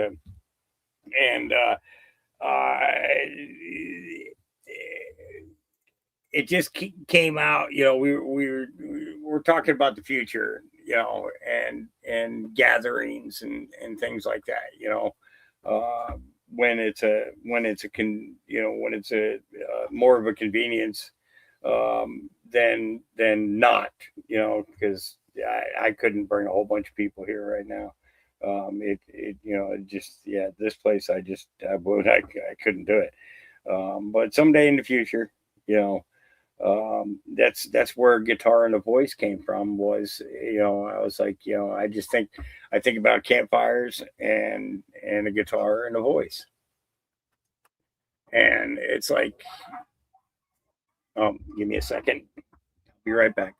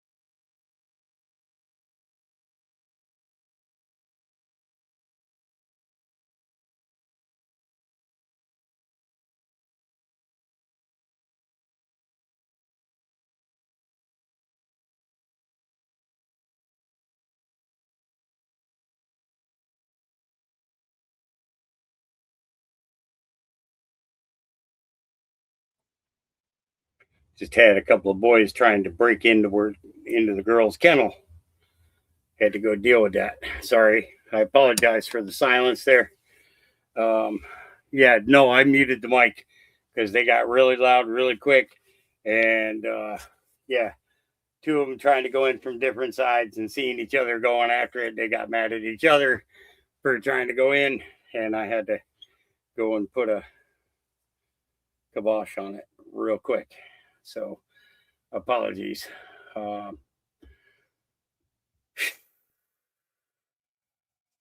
All right, let's get back to it. Here we go. All right, U.S. and international partners issued a warning. North Korea IT workers are using stolen identities to infiltrate global companies and steal funds for weapons programs. We urge all countries, companies, and others to strengthen hiring safeguards to counter their tactics. Now, it just seems kind of funny. North Korean, I think about the relationship between Trump and Kim Jong-un, and it brings to mind some questions. We haven't had any focus on North Korea in quite a while. Now, what is one thing about North Korea that we remember more than anything else was that the North Korean regime was not in control. It was basically it was the hand, that hidden hand that was in control of that. No different than what we see going on in Iran right now, right? The difference is with North Korea, we didn't have to militarily go after them because Kim Jong-un was willing to let those people be taken out and remove them. So let's go to where Chris Cuomo is put in his fucking place. Okay, I'm just going to say it like that. That's the easiest way to do it. Here we go. There was so much talk that they don't want you to take ivermectin. Ivermectin is the way to go. Take it. Joe Rogan got better from ivermectin. And by the way, I don't like what people did to Joe Rogan about ivermectin. I don't like it. You did it. No. Yes, you did. Find the clips. Dude. Okay. What did you just hear? What did you just hear?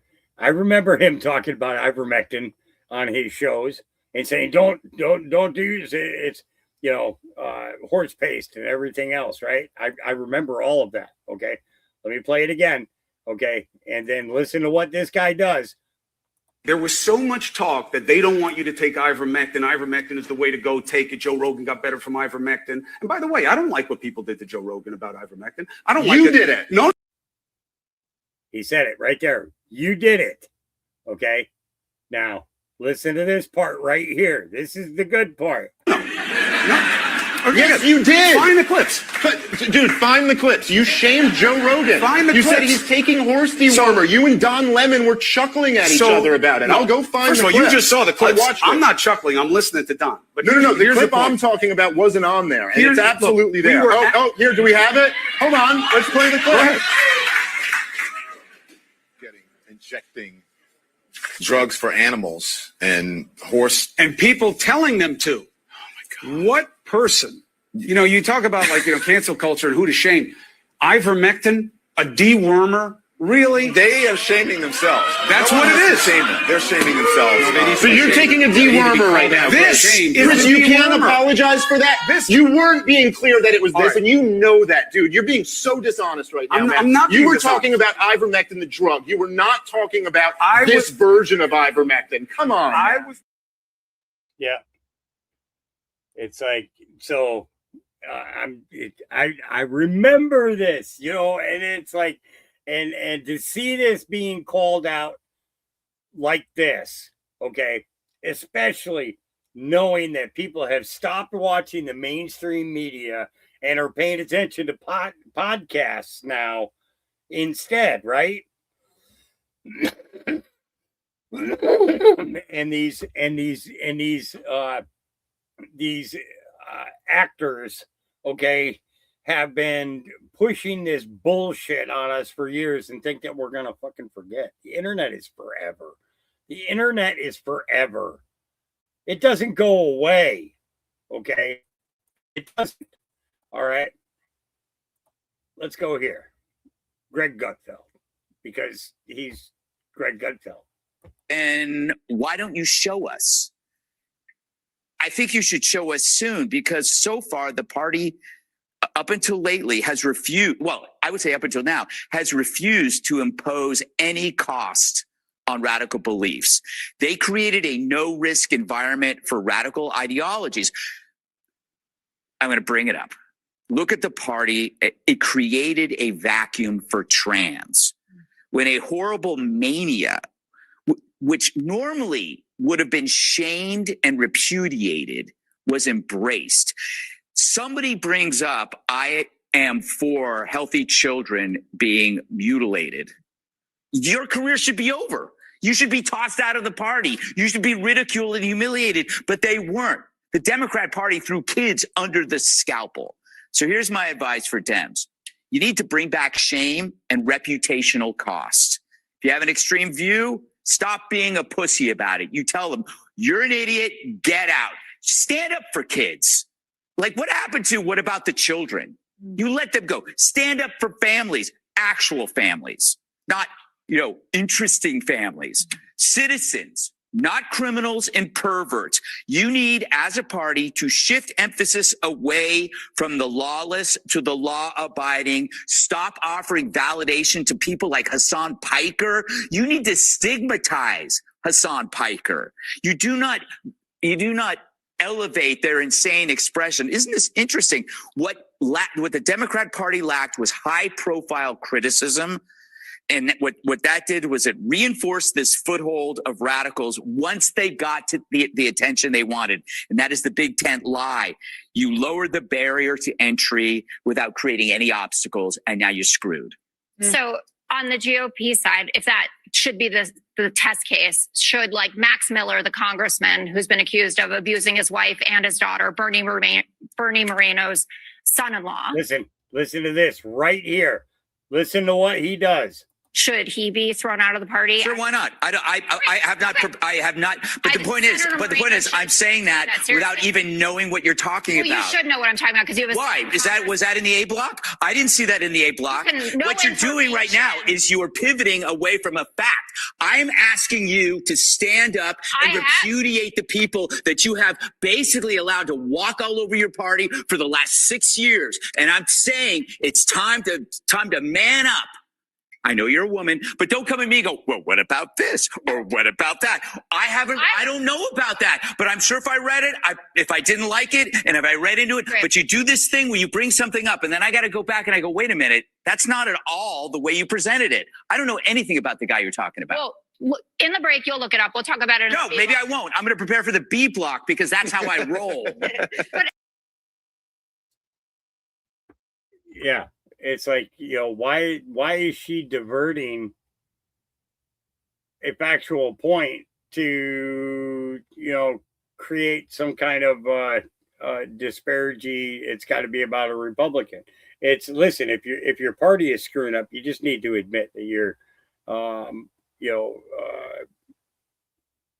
it's yeah, ridiculous. I want to bring this one up. The News and Observer, put this out, and this is normal that things would be posted about stuff like this. Okay, so don't think that this is some kind of big to do. It could end up being a big to do, but I don't think so. This is a military exercise with NATO allies to be staged in coastal North Carolina town, USMC says. All right. And this was put out by Mark Price on the 31st of July. All right. U.S. Marines and NATO allies will descend on the coastal North Carolina town as part of a gritty urban training exercise, according to the 2nd Marine Expeditionary Force based at Camp Lejeune. It's scheduled to happen August 4th and 5th in Swansboro. which sits along the intercoastal waterway. The town of 4,000 people is northeast of Camp Lejeune.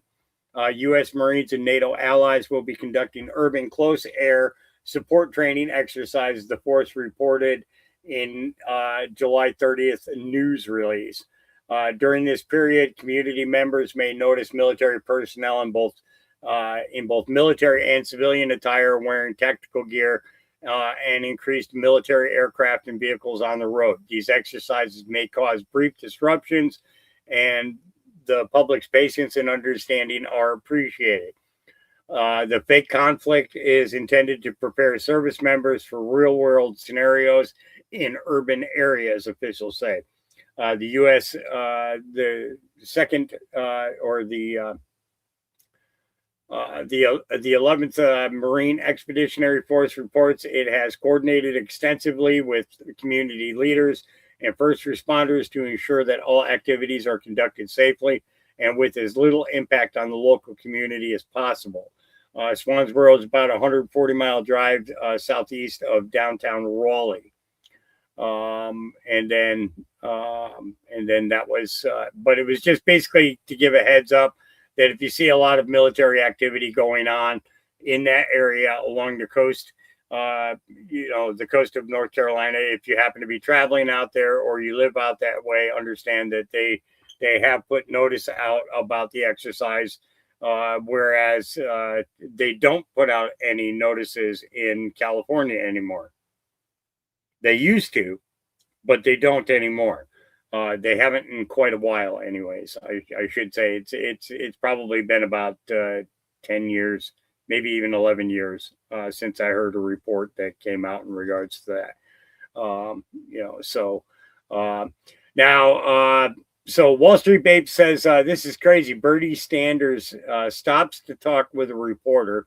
He asks who she's with. The second she says she's an independent journalist, he literally starts running away. Yeah, wait a second. Let's take a listen here. The issues that came out of... With whom? Desiree Townsend. So I'm an independent journalist. I was talking to the HELP committee about vaccines and trying to further pro-vaccine. Yeah, sure. Go ahead. I'm with Team Z. I just wanted to ask you one question.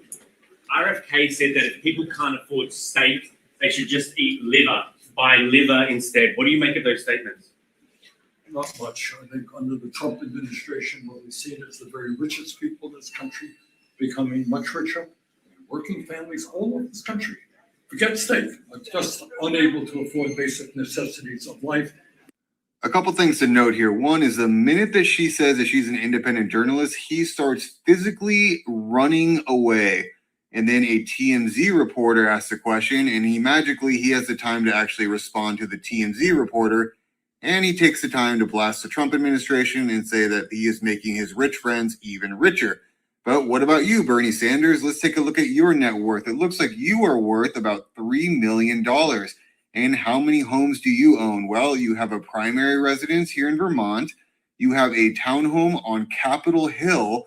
And then you have a lakefront vacation home in Vermont as well. It looks like maybe you're the rich one getting richer in politics. Oh, I remember, when Bernie, remember, back about 9 years ago, maybe even 10 years ago, I was playing clips of Bernie and his time in Russia. Remember, he went over to Russia to see how the Russian people lived, and he went and he stayed with some couples and things. He was sitting on the video. I was so disappointed that he didn't have a shirt on. I was like, man, that guy needs to put some fucking clothes on. It was like, all right, Melissa Red Pill says, do you think this is true? Wait until the world finds out about Anthony Fauci and Mother Oops' father, Teresa, were father and son. Never forget why we started. It always was and is still about the children. Crimes against our children. Military is the only way. No deals. Nothing can stop what is coming. And then down here we've got States. Keating's conviction. Let's see here. Can I get it to play now? I think I can get it to play now.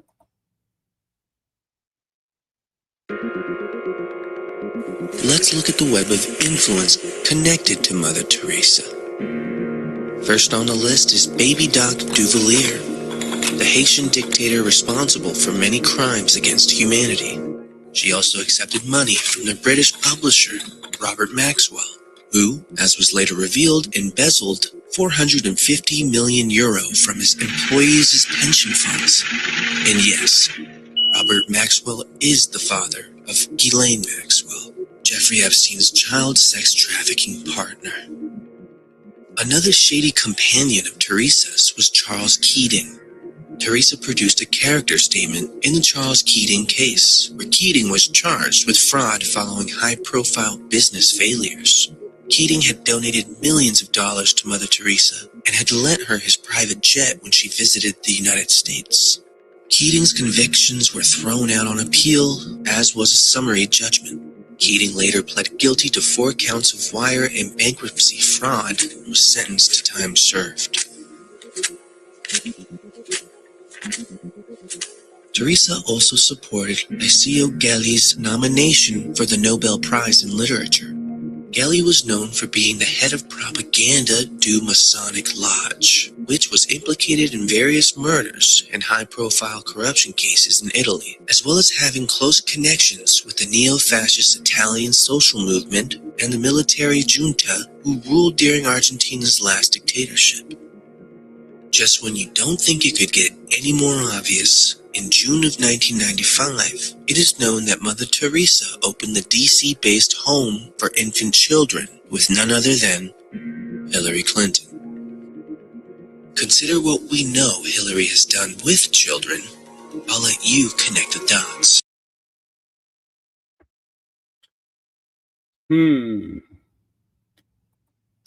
That was the voice of Nick Alviar.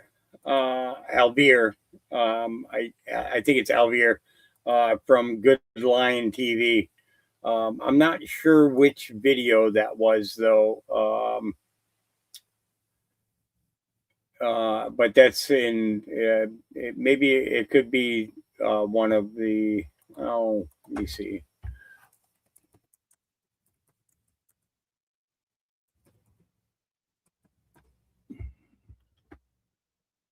Good Lion TV. Here we go. He's been doing a lot about Tartaria lately, but he's also been working on The Greatest Show on Earth. He's the one who did the one on Phil Godlewski. There was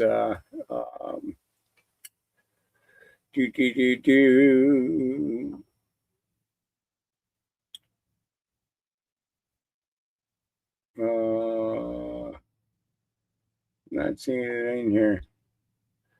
But he did Purveywood series. We watched a bunch of those together. I'm really interested in this stuff that he's been doing on the Tartarian Empire, though. I'm gonna have to get back into watching some of these again. And then the Brunson Brothers, the Flight of the Brunson Brothers, and then Rise and Fall of Khazars. That, if I'm not mistaken, that kind of came out back when we were going through the Fall Cabal series. So he does documentary style stuff. So where's the Phil Godlewski one? Show everybody that one. Dang nabbit.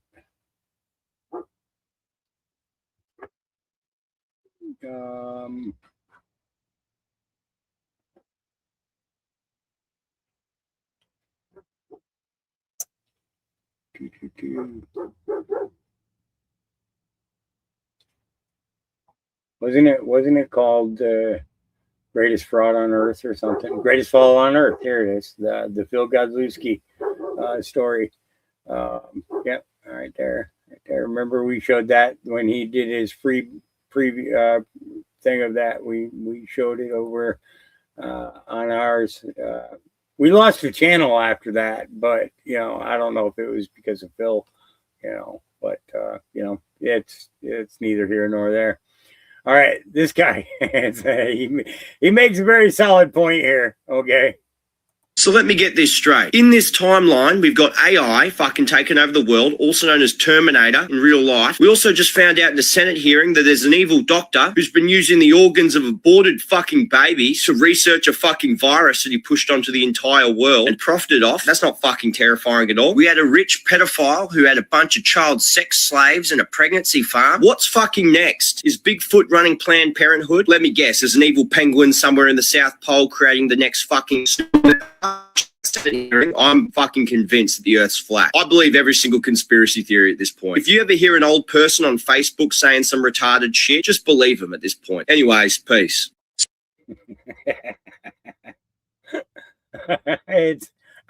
I'm just saying, but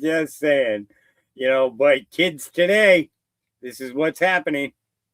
39 seconds of it's nice to see this. I really hate to break it to you, but if your party controls the news media, the entertainment industry, and education, you're not part of the resistance. And if the education that you received from this one party controlled education system forces you to rewrite history, ignore science, and divorce yourself from reality, I fear you didn't get an education at all. You got indoctrination. And if the information that you're receiving from your party is filled with so much violent rhetoric that people from your side are consistently trying to threaten and attempting to end the lives of people on the other side without any condemnation from the leaders of your side, you're on the wrong side of history. I really hate to... Yeah, she says it plain. All right, let's get into a little bit more serious stuff. A deeper look into Camp David, shall we? Promethean Action, this is Susan Kokinda. And let me get their banner thingy up here because it plays for definitely more than 30 seconds of it. So at Camp David yesterday, President Trump was asked about the Hamas disarmament deal, and his reply tells you more than you might suspect. It's a great breakthrough. Nobody thought that would be possible to disarm Hamas. That shows you how much success we're having with Iran. Because if you go 4 months ago, 5 months ago, a deal like that would have been impossible. He explained the breakthrough in Gaza by pointing to Iran. Now, the political commentariat will say that Hamas isn't yet disarmed, Israel isn't yet out of Gaza, and the IRGC is still lobbing missiles. That's all true, and it's all beside the point. Donald Trump has changed the strategic terrain of the whole region, and conflicts that looked frozen for decades suddenly have a way out. He does it in ways nobody sees coming. And the man who hands him the weapon to do it, it isn't the Secretary of War or the Secretary of State. The weapon isn't the one you're picturing. And the target isn't one nation or one group. I'm Susan Kokinda, and I've been fighting that system for over 50 years. And if you want to get in on that fight, hit those like, share, and subscribe buttons so we can stay in touch and expand our reach on YouTube. Here's what I'm covering today. First, I'm going to show you two breakthroughs in the Middle East that almost no one thought were possible and what they share. Second, the weapon that made them happen and why the other side fears it more than an army. And third, the proof that none of this was improvised and the blueprint was drawn long before the first shots were fired 5 months ago. So let's start with Gaza and Hamas. On Thursday, President Trump dropped a post on Truth Social which took everyone by surprise. He said, "Today, the Board of Peace reached a historic agreement for a complete disarmament of Hamas and all other armed groups in Gaza. This is a monumental step toward lasting peace and security." Everyone knows that Hamas agreeing to disarm is only the first step, but they've never agreed. They've never taken that step, and now they have.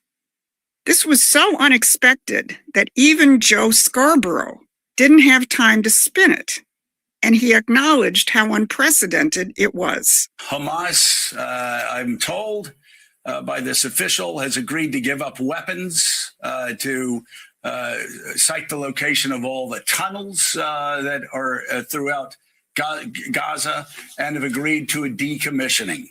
How is it possible? I asked. The answer was that Arab states united against Hamas, Arab allies of the United States, all put pressure on Hamas to accept this deal and let them know that they were completely isolated. In exchange, they have been given amnesty, full and complete amnesty, if they accept the terms of this deal, which they say they have. A little later in the same interview, Scarborough pointed out that Bibi Netanyahu would not want to be in a position of, quote, blowing up what would really be the most historic peace deal of Donald Trump's 2 terms. Yes, he called it the most historic peace deal of Donald Trump's 2 terms. Joe Scarborough is not a man who has spent the last 10 years rooting for Donald Trump, but this is a man who can't explain what he just watched. And the fact that he can't explain it, well, that's actually the story. Here's what he can't explain. Hamas didn't fold to bombs or outrage. Hamas folded when the checks stopped clearing. The money that has kept it operational, the Iranian pipeline, cash moving through fronts and proxies and cutouts, this has been taken apart piece by piece, not with airstrikes, with instruments most people have never heard of. Hold on to that thought, because Hamas isn't the whole story. As Marco Rubio said yesterday at the Camp David cabinet meeting, the governments of Israel and Lebanon haven't met for 30 years, and now they are talking. How did that happen? Because the Trump administration is drying up the political and economic support for Hezbollah, the force which has kept the conflict going. So what do these 2 theaters have in common, Hamas and Hezbollah? The same money and the same weapons from Iran. But here's the part that matters. It's actually bigger than Iran. But before I get to that, you should check out Promethean Action's free newsletter. We give our subscribers the 40,000-foot view so that they can make sense of this fast-changing strategic picture.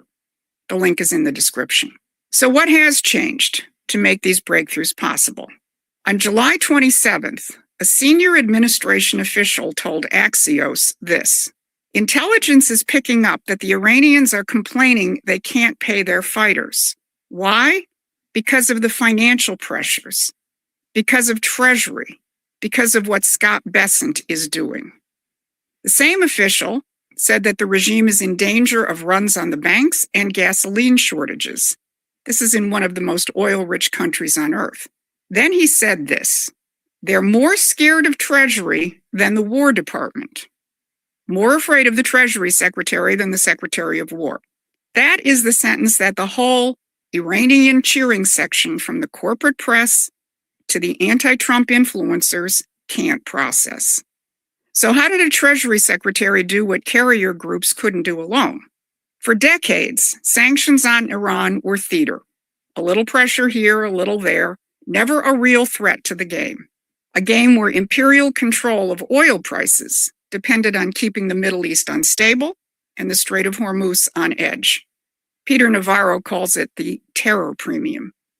This administration threw the playbook out. It didn't go after Iran's economy in the abstract. It went after the machinery that funds Iran's operations abroad and at home. The IRGC's external networks, the accounts and front companies and cutouts that moved money to Hamas and to Hezbollah. They called it economic fury. And over a matter of months, Treasury has designated more than 1,000 Iranian individuals, ships, and companies.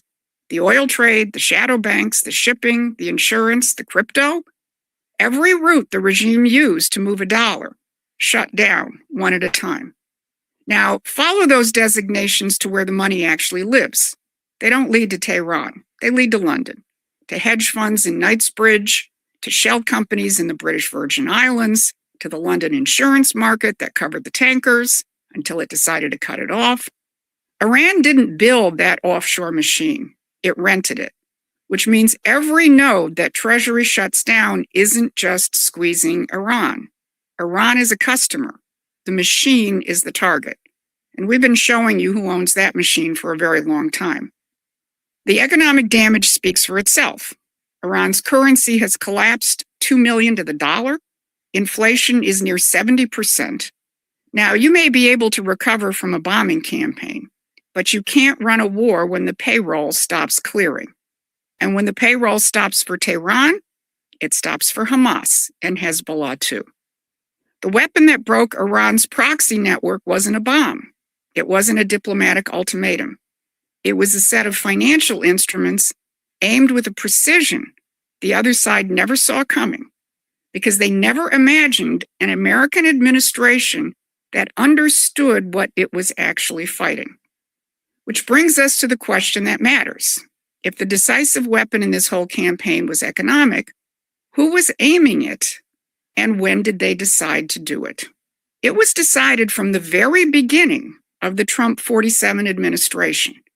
Listen to how Treasury Secretary Scott Bessent answered a question in March 2025. But what's been the most surprising thing for you in this role since you've been in office? The national security aspect. Mm. That I would say 50% of my day, Treasury does a lot of national security work, whether it's CFIUS in terms of foreigners who want to buy U.S. assets, whether it's sanctions, whether it's OFAC, anti-money laundering. We've just designated the Mexican cartels as foreign terrorist organizations.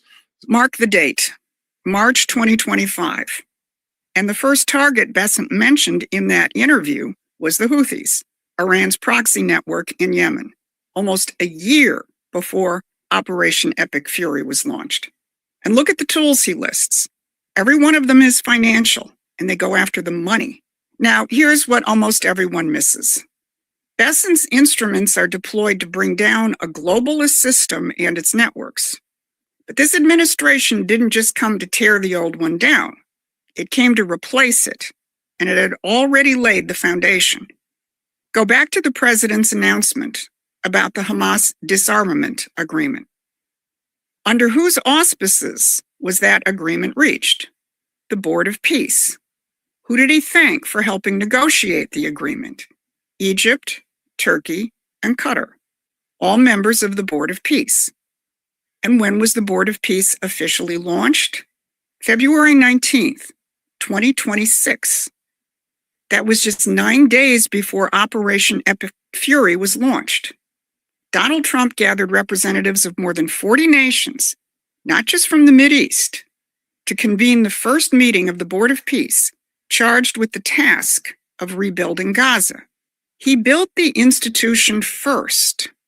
Then he went to war in its service. Now understand what the Board of Peace is. It's an institution of sovereign nations, including many Muslim nations, and not all of them in the Mideast, committed to peace and economic development. This is not a rewarmed UN managing the imperial playbook. And many of those attending the founding conference made that clear. Here's what the head of Kazakhstan said. He captured the essence of it. The world has never seen a move like this.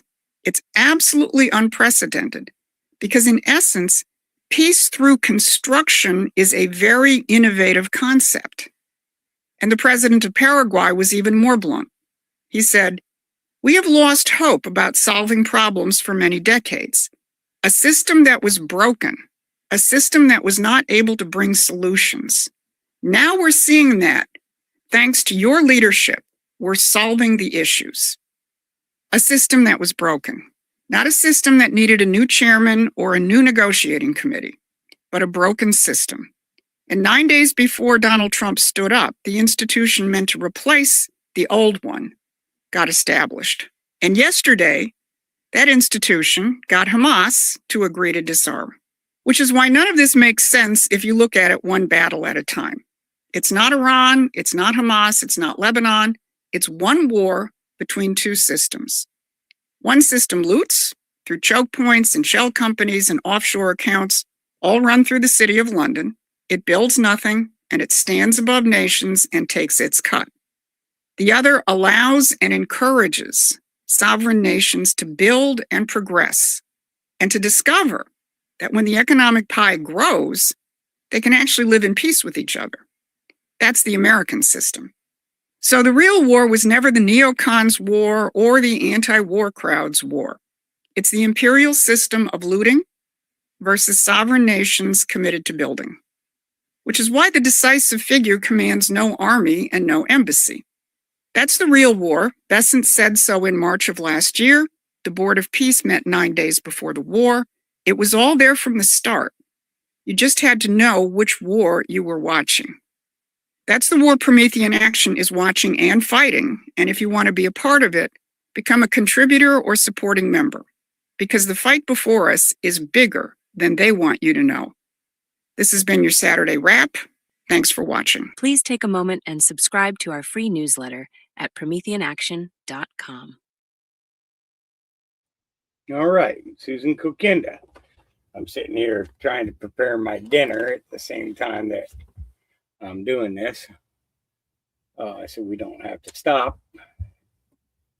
And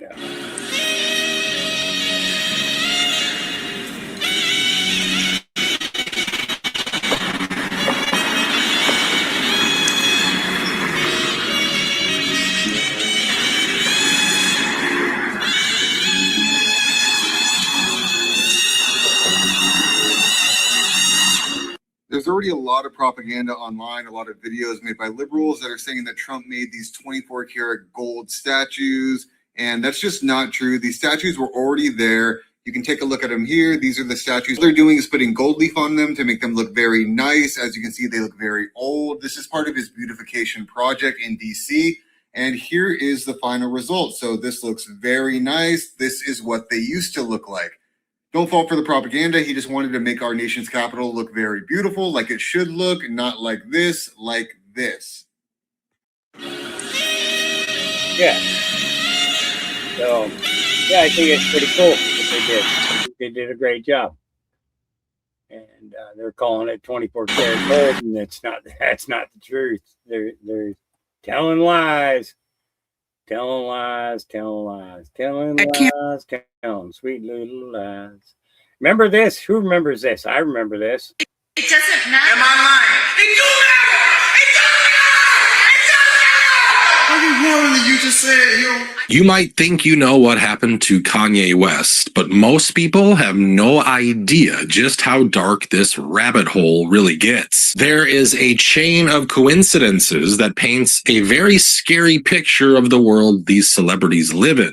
And as with most insane stories, this one also begins with an Ellen DeGeneres interview from May 2016. An interview where Kanye seemed different and even said some things that disturbed Ellen. Just my mom and my dad, like, pushing the confidence and just, knowing that people have to be themselves and we have to fight. We're creating new shapes in the world every day. And, we're under attack constantly by conventional opinion. And, somebody's got to just plant both of their feet and say, nah, that people can be who they are. Don't tell me about being likable. We got 100 years here. We're one race, the human race, one civilization. We're a blip in the existence of the universe. And we constantly trying to pull each other down, not doing things to help each other. That's my point. It's like I'm shaking talking about. I know it's daytime TV, but I feel that I can make a difference while I'm here. And this was not a one-time thing. Fast forward to November. Kanye stopped mid-concert and said this. A lot of people here tonight felt like they lost. You know why? Because y'all been lied to. Google lied to you. Facebook lied to you. Radio lied to you. Radio. Some people think this was the point. They think Kanye went too far here and exposed too much. Because 2 days later, Kanye abruptly canceled his St. Pablo tour, and on the same day, he was at his trainer, Harley Pasternak home. Something happened and Harley called a doctor and then 911. That was the first time Kanye West was institutionalized, and he remained in the hospital for 9 days. We start this half hour with word that Kanye West is waking up in a Los Angeles hospital where he's now under observation, reportedly for exhaustion and stress. This on the heels of a bizarre and abrupt end to a concert over the weekend. When he came back, people noticed that he was once again the superstar who knew his limits, who didn't go too far. But people think it all fell apart after his divorce from Kim Kardashian. Because in October 2022, Kanye sat down with Tucker Carlson and once again called out some people. Compress him. Like, my dad is the most brilliant person that I know. And we actually have a strained relationship because I was taken from him. Because my mom was an actress, so she was a liberal. And my dad would see certain things and say, you know, we should do it this way, we should do it that way. And the people got around my mom and pulled her away, much like, you know, Kim is a Christian, but she has people who want her to go to Interview magazine and put her ass out while she's a 40-something-year-old multi-billionaire with 4 black children.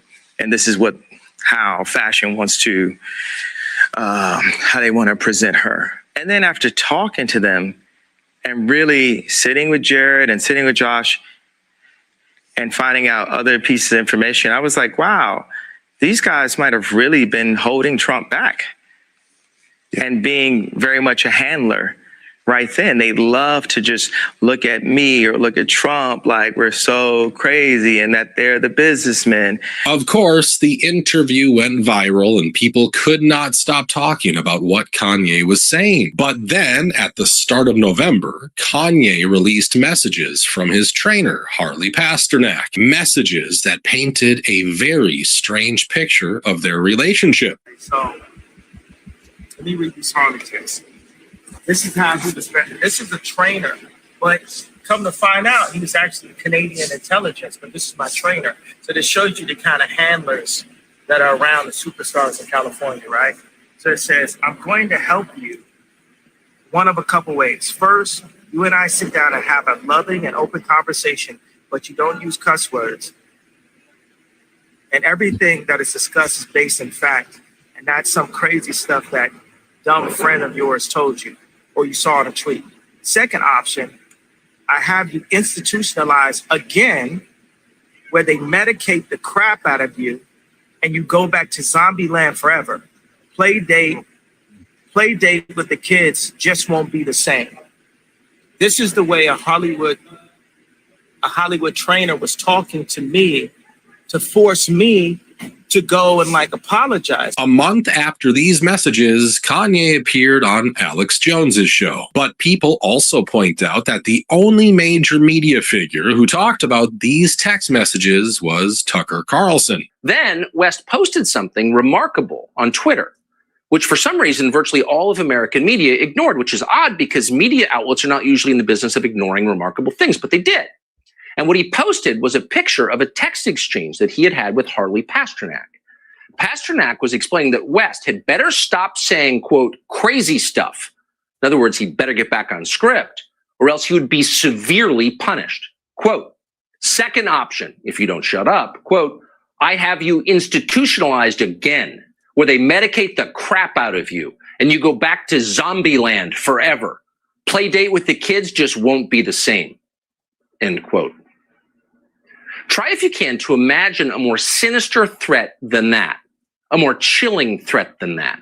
Do what I say or I will turn your brain to mush. People are now pointing out how Tucker was fired by Fox just a few months later. And they also can't help but notice some other strange things about Harley Pasternak, like how Ariana Grande introduced him to her then boyfriend, Mac Miller, the artist who died in 2018 due to an accidental overdose, and who died only 45 minutes before he was scheduled for a workout with Harley Pasternak, who shared shared this information in an interview. But this doesn't end here. You might remember actress Brittany Murphy. Well, she also died under mysterious circumstances in 2009. Her husband, Simon Monjack, came under the spotlight for the way he allegedly treated his wife before her death. Well, the crazy part is Harley Pasternak wasn't just training Monjack, but also training Brittany Murphy. In fact, he even talked to journalists about how she seemed off when her husband was around. People online just cannot imagine how one guy can be involved in so many things. And we haven't even talked about his military career yet. And I was working on my PhD on exercise physiology and nutrition,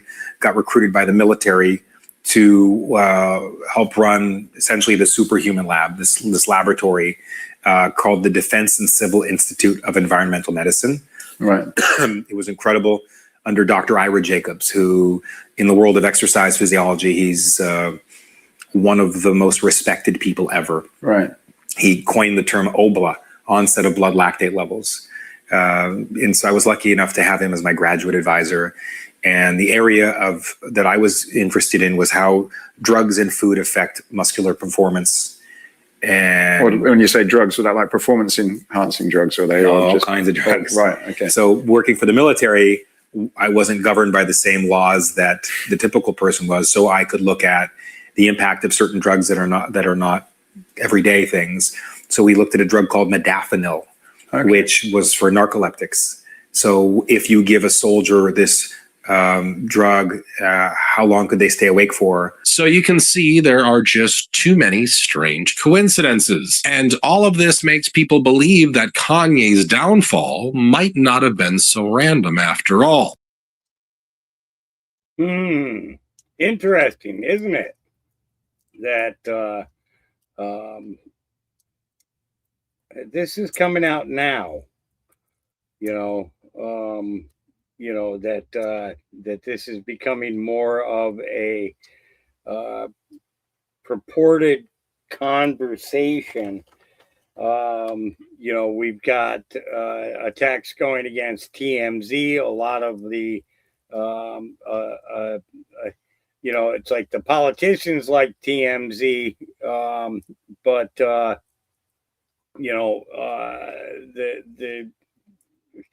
the average Joe that pays attention to news things, like the fact that the entire staff was in the back room laughing it up when Charlie Kirk got killed, kind of thing. Yeah, it's quite a bit, isn't it? It's absolutely quite a bit. And let me sorry. Shucking.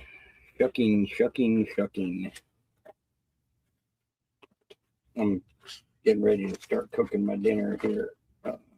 So I'm going to get the next video ready and then do just that.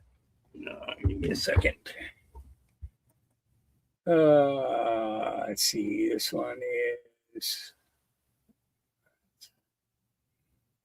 So this is just be cool is brother Don. You guys know him in chat. This is in his hometown.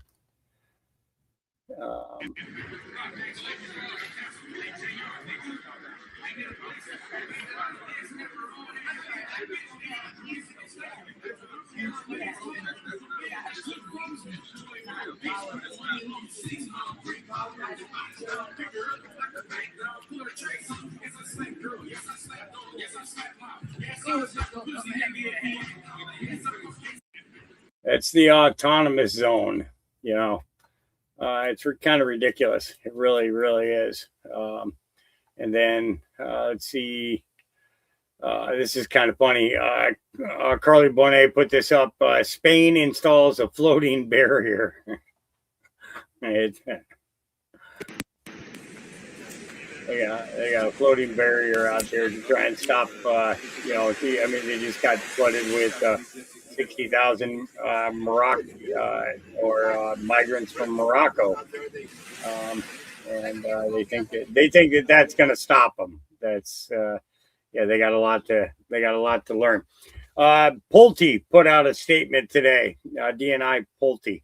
All right, he says, after speaking with the president and Jay Clayton, we have decided the DNI transition will take place this coming Monday. I am eternally grateful to President Trump for the opportunity to serve as Director of National Intelligence while he completed historic declassifications and we right-sized the ODNI. I have no doubt that Jay will do a tremendous job. I have offered Jay my complete and total support as he transitions to take over this incredible agency, which is going to happen on Monday. Yeah, and you're already seeing some prosecutions from Bill O'Reilly, the fantastic U.S. attorney. We're going to stop the money straight away because it's completely outrageous, and we're going to make sure. I announced that actually. We're going to have an investigate. We're going to set up a special team of investigators and prosecutors to make sure we find the fraud and hold people accountable. We're going to do that on day one because it's absolutely outrageous what's been going on. By the way, every time I do these stories with you, I got one back for you, Jesse. Yeah. This week we've been highlighting my opponent, Javier Becerra, and his role in this terrible migrant child abuse scandal. He lost 319,000 migrant kids. One of the camps that he ran in Pomona in California, they were housing migrant kids at a cost of $7,000 a night. No. I mean, that's even more than you spend on vacation, right? $7,000 a night for a warehouse with cots. $7,000 a night. You can stay in the presidential suite in some of these hotels for $7,000. Yeah. Just saying, you know, there's a whole lot going on there. And Carly Bonet says, let's fucking go. So hello, Greenland. And then the 51st state. Yeah, it's happening. It's happening slowly but surely. She loves her goose. She loves her goose. You're a good girl. Yeah. Let's see. And then breaking articles of impeachment are being filed in less than 48 hours against leftist pro-Somali judge Alison Burrows by Representative Andy Ogles. This comes after she disobeyed the Supreme Court by blocking President Trump from ending temporary protected status for Somalis. Ogles says on Monday, I will file articles of impeachment against Judge Alison Burrows for her unconstitutional act of judicial activism. Enough is enough. America's first, not third world migrants. Time to follow through. Elon Musk says there must be at least one attempted impeachment. She must be removed. That's it, and it really is that simple. And this guy here, he gets. He says, if you didn't watch a single thing today, this is a video you must see. DSA, that's the Democrat Socialist America leader, gets caught like a deer in the headlights as a Haitian migrant caller absolutely obliterates the party and its entire ideology live on TV. Here we go. Well, my comment is there's nothing. You know, I came from a country, so I know about that. So in the U.S., we're not going to be fooled by people like you. We are not. There's a reason why everybody's trying to get here. This is the only place in the world where if you work hard, you can make it. And that's what I did, coming here with nothing and made it. So that idea of democratic socialism, it's trying to put lipstick on pigs. We're not going to take it. We know what you're coming from. Denise, we're not going to take it in the U.S. Can I ask what country you came from? What? What country did you come from? I come from Haiti. And what's your view of that term, socialism? Socialism is the worst thing that can exist in the world, and they know it. It leads to misery and death. That's what it is. And living will fool people, and we're not going to be fooled in the U.S. There's a reason why we want to come here. It's because you can make it. That's the only place in the world where you can make it. Yeah, and he was just like All right. And then this smart kid. I never did get his name, but he puts out a lot of great content. Here we go. They told us exactly what was coming, and most people just scrolled past it. Carl Schwab said a cyber pandemic was coming that would make COVID look like a small disturbance. Power, transportation, hospitals. Sam Altman said a world-shaking cyber attack this year is totally possible. Don't believe me? Watch what just happened, bro. Frightening scenario of a comprehensive cyber attack, which would bring to a complete halt to the power supply, transportation, hospital services, our society as a whole. Word for word. Then their own AI models start escaping and breaching real systems in the same week. In the next year, we will see significant threats we have to mitigate from cyber. The COVID-19 crisis would be seen in this respect as a small disturbance in comparison to a major cyber attack. To use the COVID-19 crisis as a timely opportunity to reflect on the lessons the cybersecurity community can draw and improve our preparedness for a potential cyber pandemic. There could well be a world-shaking cyber attack this year that would get people's attention. It sounds like you agree with that. I think that's totally possible, yes. Look, a coordinated cyber attack just hit more than 30 water systems in Minnesota. Flooding, loss of pressure, wells shut down. Federal officials are now warning every water plant in the country. Leaders in AI are warning about cyber risks. Governments are warning about cyber risks. Critical infrastructure is being targeted. Whether you see these as connected or not, the pattern is already moving. And most people will only notice it after the next disruption. Look, here's what matters. Complex systems are becoming more connected. That also makes them more vulnerable. Look, the question is not whether we should panic. It's whether we're paying attention before the next disruption, not after it. Yeah. Smart kid, isn't he? Smart kid. Yes, he is. All right, give me a second here. Just getting things cleaned up and moved out of the way. Now that I've got dinner in the machine thingy, whatever the heck you call it.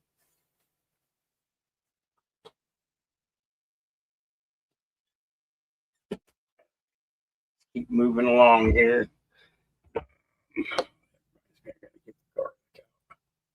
All right. Donald Trump says if Senators Cornyn and Tillis, both upset because I wouldn't endorse them, they lost and quit respectively, aren't going to approve Todd Blanche, one of the most respectful professionals, according to everyone in the country, to be the United States Attorney General, then I will keep Todd as acting AG and push hard to get the anti-weaponization bill, which takes care of those who have been so badly treated by the crooked Joe Biden and Obama. He did it. He did that. He did Obama administration. I get nothing, although I was treated horribly. Passed. Todd Blanche was the voice of reason. It will immediately be back on the table, and I will get it done. Thank you for your attention to this matter. Yep. He's going to take money out of somebody's pocket. Yep, it's coming. And then we got this. Iran state television claiming that they attacked 2 oil tankers yesterday in the Strait of Hormuz. Now, British maritime experts are confirming that 2 tankers were attacked. At least 1 was hit and 4 of them turned around. So this is a sign of continuing attacks against commercial shipping in the Strait, something the U.S., of course, wants to stop, and it's something President Trump has cited in his decision that he's considering about perhaps launching major strikes against Iran once again. Those strikes could begin as early as this weekend. They could last several days. Here's President Trump.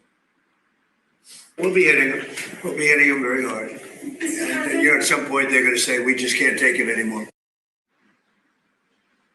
That decision comes after a great deal of frustration with time given for diplomacy to work. Despite that timeout, Iran has continued to attack both commercial shipping, as we've just seen, and also U.S. military positions in the region. Here's what President Trump said about trying to make a deal with the Iranians.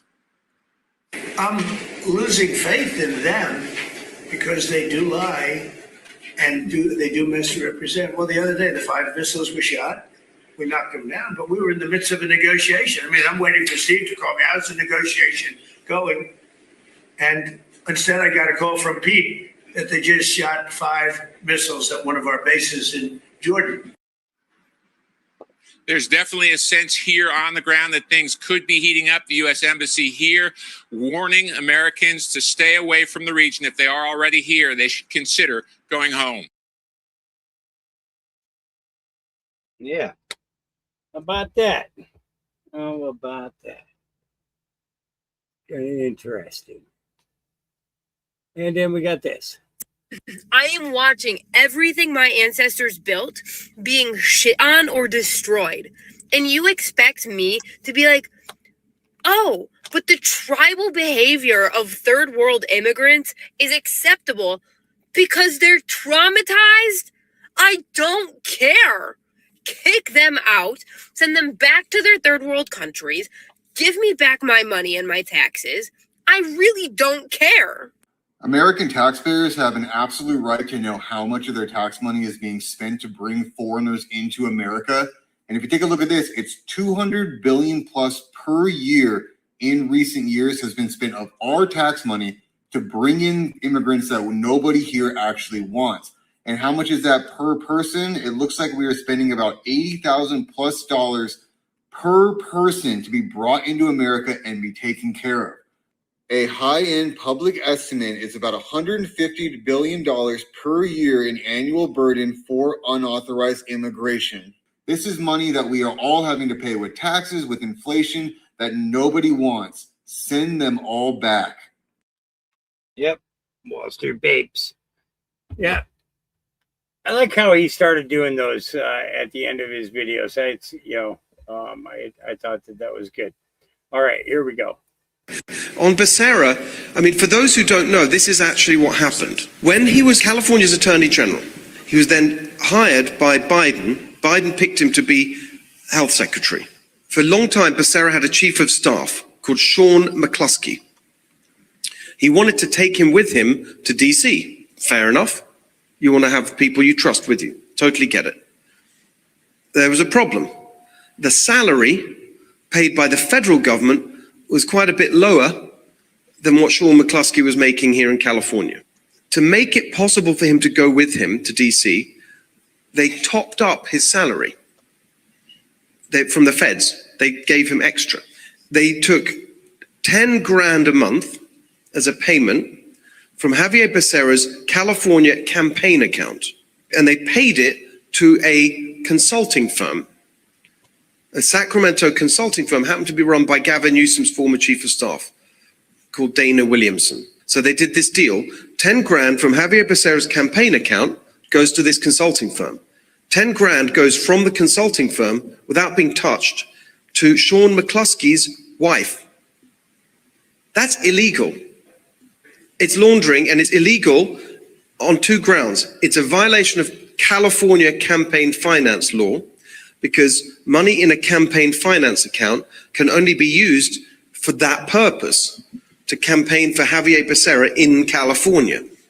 It's also against federal law for a federal employee to be paid any extra than their salary. It's illegal. So there's 2 laws being broken here. And so the question is, why hasn't Becerra been indicted? And he says, because he didn't know. And I don't think we're at the end of this. And I think it's very possible that he will be indicted. Truly. And we got to keep pushing on this. And I will. You can believe I will. And it's not just Republicans. This is Democrats as well. I'm hearing this from a lot of Democrats. So I don't know what's going to happen, but to me, it's impossible to believe, truly impossible to believe, that Javier Becerra didn't know about this. Because it was his guy. The purpose of the scheme was to enable him to have his guy with him in DC. That was the whole point of it. I've shared stories about this before. He absolutely did launder money from his campaign account to a consulting firm and then paid off the wife of that person he wanted to bring with him. But what we should all be really concerned about is, what are the punishments for doing this? What should he actually be getting? Assuming all this is true, and we know that it is true, what should he be facing? And according to this, when you put all the information into AI, it tells you what the actual charges should be. And what they are is he should be prosecuted for conspiracy to commit bank fraud and wire fraud. That is the official charge for the crime that he committed. This carries a punishment of up to 30 years for bank fraud and up to 20 years for wire fraud. He has to pay $1 million or more, and there is mandatory restitution for the full amount that he diverted, which is at $10,000 per month. And there's actually more to it, because the way he did it was concealment. If prosecutors frame the transfers as concealment of the true source of ownership of the funds, which he did, money laundering charges could also apply for up to additional 20 years in prison. So instead of running for the governor of California, Javier should be serving the rest of his life in prison. But because we live in America and California also is so corrupt, of course, nothing will happen to him. He will run for governor, they'll rig the election, and he will be serving at the highest level of government in California instead of going to jail for the crimes he did commit. There you go. Isn't that something? The little pieces and tidbits of information that come out on the weekends. You know, you notice that, you know, there's not a lot of people doing podcasts on Saturdays and Sundays. It's like a Monday through Friday gig for them, and everybody's got the weekend off kind of thing. No. See, the weekend is when the little tidbits start coming out that actually really connect a lot of dots. You know, it just happens that way. It happens that way. Why does it happen that way? I'm not sure. I don't know. All right. But just because I feel like it, I'm going to give you a song because I need a couple of minutes in order to get my dinner in the air fryer and stuff. So we're going to go with a ice cream cake kind of day. Yeah, let's have a safety meeting. All right. Yeah, it's like 11:30 at night. Why not? With an ice cream cake, baby, I'm just letting myself be. Yeah.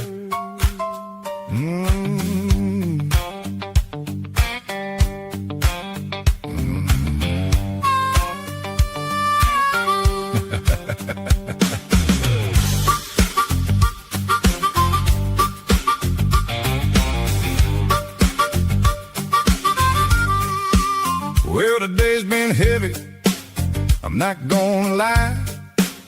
Too many thoughts rolling through my mind. So I grabbed my pipe, took a look around, and told all my worries, y'all can settle down. I ain't running, I ain't hiding, I just need a little room. Sometimes peace shows up quietly and chases out the gloom. There ain't no emergency, ain't no race. Sometimes you just need a little bit of space. It's an ice cream cake kind of day. Let the heavy drift away. Take a breath, take it slow.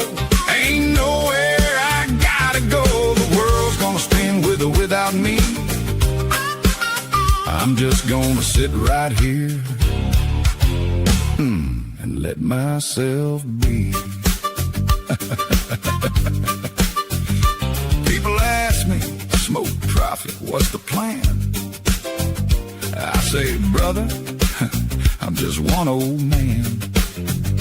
Read a little scripture, watch the clouds roll by. Thank the Lord above for another sunrise. I ain't looking for all the answers, I ain't chasing what's out of reach. Sometimes the quiet says a whole lot more than words can never teach. It's an ice cream cake kind of day. Let the heavy drift away. Take a breath, take it slow. Ain't nowhere I gotta go.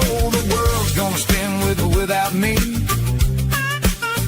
I'm just gonna sit right here and let myself be.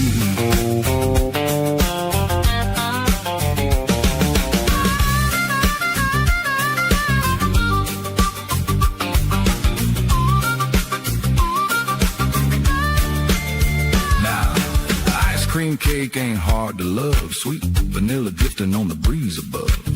I ain't trying to disappear. I'm just putting my worries in another gear. Life gets loud, that much is true, but I don't have to join in too. One deep breath and a little smile, and life gets lighter for a while. No, sir, I ain't escaping. I ain't hiding from a thing. I'm just slowing down enough to hear the evening sing. The birds still chirp, the wind still blows.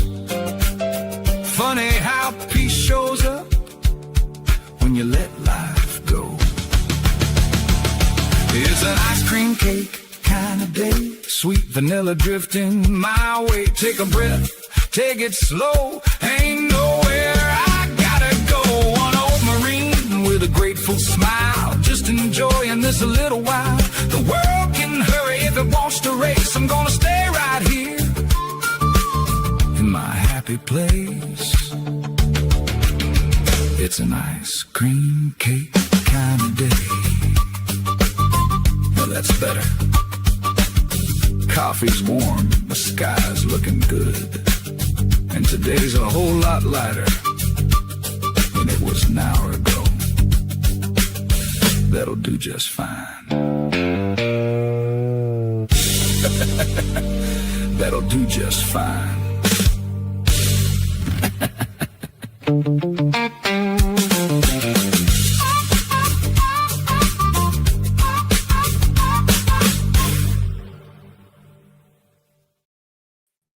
All right, back with you. Green Lizard, I'm sorry to hear about your brother. It's not an easy thing. We all lost friends, family. It's what we do with it from here on out. That's important. And to make sure that it can never, ever happen again. That's a big one. All right. Just in, Eric Daughtry says, well, I'll just let this tell you. He says the government actually could not declare a national emergency because under Spanish law, migration flows are not considered a national security risk. The head of Ceuta's regional government said today's surge came after more than 1,500 migrants arrived over the past week. Migrant reception centers were already overwhelmed before today. Ceuta authorities previously blamed the surge on a Spanish Supreme Court decision that guarantees due process for illegal migrants arriving by sea. The White House has already reacted to this today, writing, quote, President Trump has long warned Europe what would happen if they continue to implement far-left globalist policies, including enabling mass migration. Spain and other countries who have adopted this destructive philosophy should immediately reverse course or risk their own demise. Spain's socialist government is exceptionally welcoming to migrants and recently launched a program to provide legal status for 500,000 illegal migrants. Here's Nebraska Senator Deb Fischer reacting to it. If this doesn't wake up the people in this country when they see what an open border is going to cause, they need to tune in and start watching. This is frightening. It's very sobering, but it's also really sad. A lot of people think, oh, we need to open our borders and open our country and offer opportunity to all those who need it. Yeah. It's kind of funny how everybody wants to open up other people's countries and do stuff, It's kind of weird. It's kind of weird. And this girl here, Chicago One Ray says treason. Jennifer Griffin is so biased against Pete Hegseth that she just disclosed our weapons stockpiles for all our enemies to see. Raise your hand if you want Fox News to remove her as Pentagon correspondent and replace her with Lucas Fox News. Well, it's Here we go. Let's take a listen. What she said. Well, the Pentagon is confronting a growing reality after months of fighting in Iran.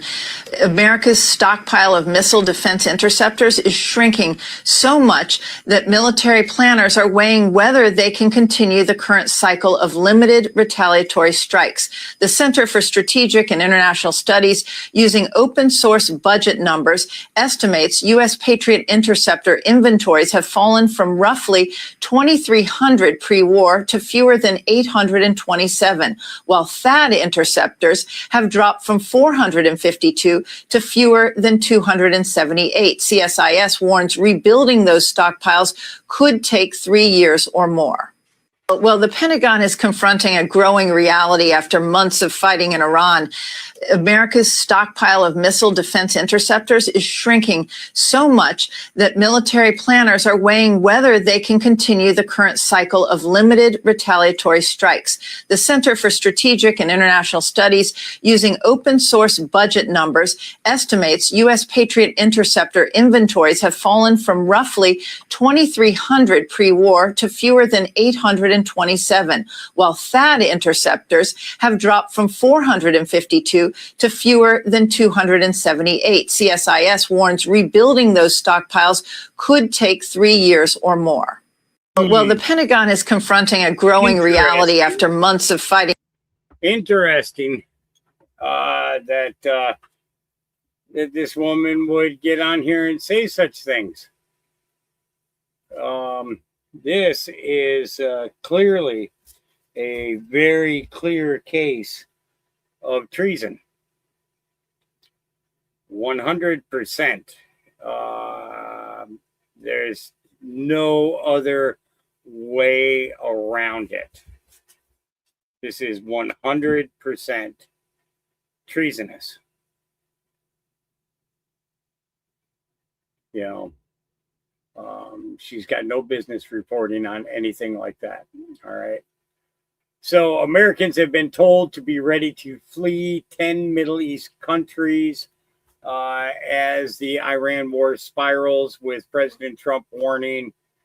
First off, who put this out? Carly Bonet put this out. All right.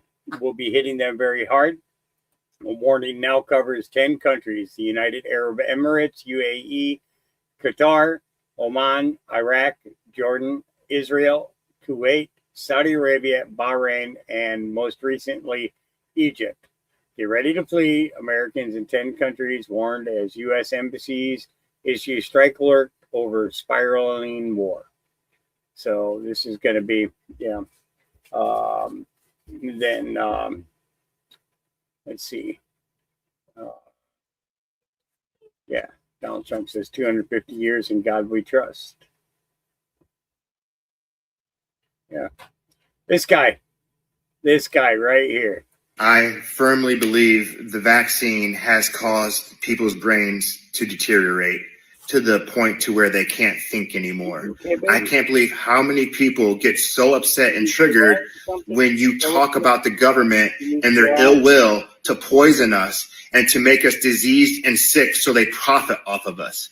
So many people love sticking up for this entity that is poisoning us every day through a variety of different methods. And it's just crazy to me that you guys can't think any other way. That leads me to believe that that vaccine has controlled your thoughts, your brain. You are no longer able to think for yourself or think critically. The government literally has control over your mind. I firmly believe the vaccine has caused people's brains to deteriorate to the point to. He makes a good solid point that it appears that more and more we're beginning to recognize more of instability in a large number of these people. And it just seems that it is becoming more and more apparent that, that it's going to be a little crazy. Dan Scavino says, and he put this out yesterday, 23, and it was kind of later in the day when he put this out too. 23 state attorney generals, we, the undersigned state attorney generals, right to express our strong support for the nomination of Todd Blanche to serve as the next attorney general of the United States. The attorney general occupies one of the most consequential positions in our constitutional system. As chief law enforcement officers, we recognize that the office demands principled leadership, effective management of a vast law enforcement enterprise, fidelity to the rule of law, and a commitment to protecting public safety. We are confident that Mr. Blanche is the right person at the right time. We urge the Senate to swiftly confirm Todd Blanche as United States Attorney General. We look forward to working alongside him to uphold the Constitution, protect our communities, and ensure equal justice under the law. And they all signed it and all that stuff. So, and then retired Colonel Douglas McGregor says breaking Italy closes air and sea borders with Spain, suspend Schengen agreement. Not exactly sure what all that is, but let's see.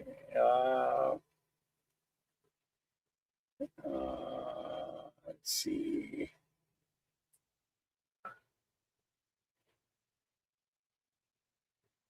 Yeah, this is crazy. Yeah. Just, so here's Spain and here's Italy. So they've closed off this entire.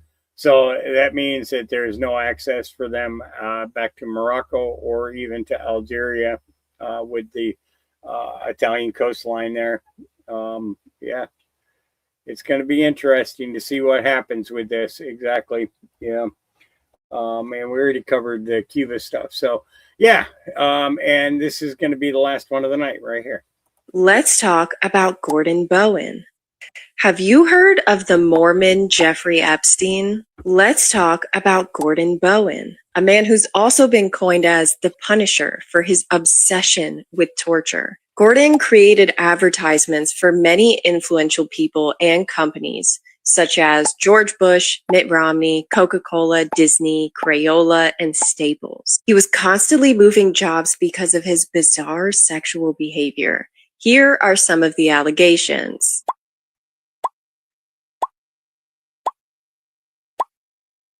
And here is a script he wrote for the LDS Church when they asked him to screenwrite a film about Jesus. It contains weird sexual themes about Jesus and children. As you can imagine, they never used it. It's been speculated that he may have joined the LDS Church because of his infatuation with Barbara Boyce Timothy, a woman from his school who he believed would cure his homosexuality. She had 3 children with her first husband before he died, and then she married Bowen and had 2 more. Eventually, Barbara discovered through phone records that Bowen had propensities for gay escorts and gay pornography. During the divorce proceedings, all of his crimes against children and other members of the church were brought to light. In his own journal, he writes about how one of Barbara's sons needed tough masculine love and felt sexual desire towards Bowen. Barbara's other son recalls a time where he was molested in his bed while on vacation with Bowen.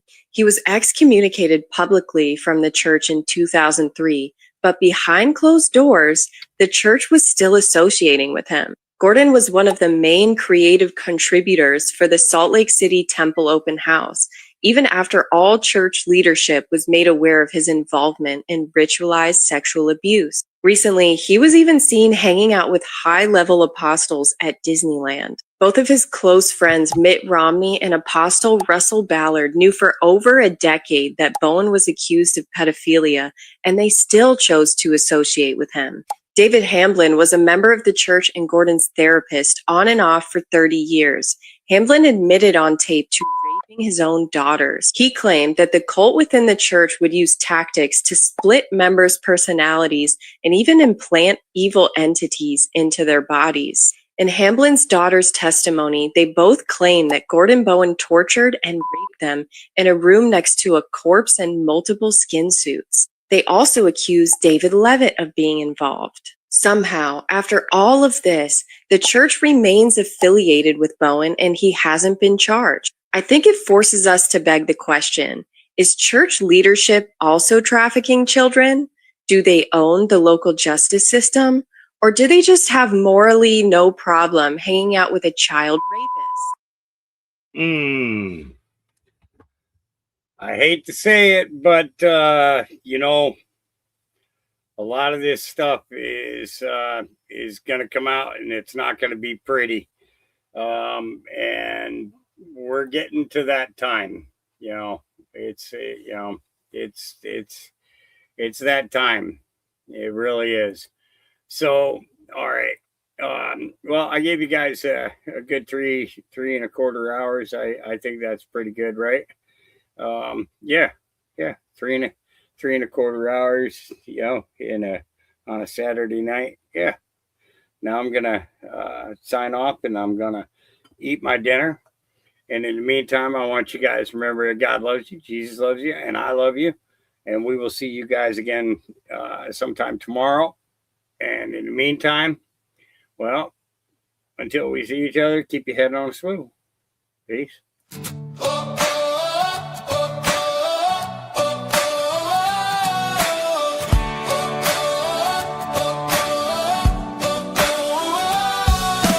Woke up this morning to a world on fire. Everybody shouting, climbing walls of wire.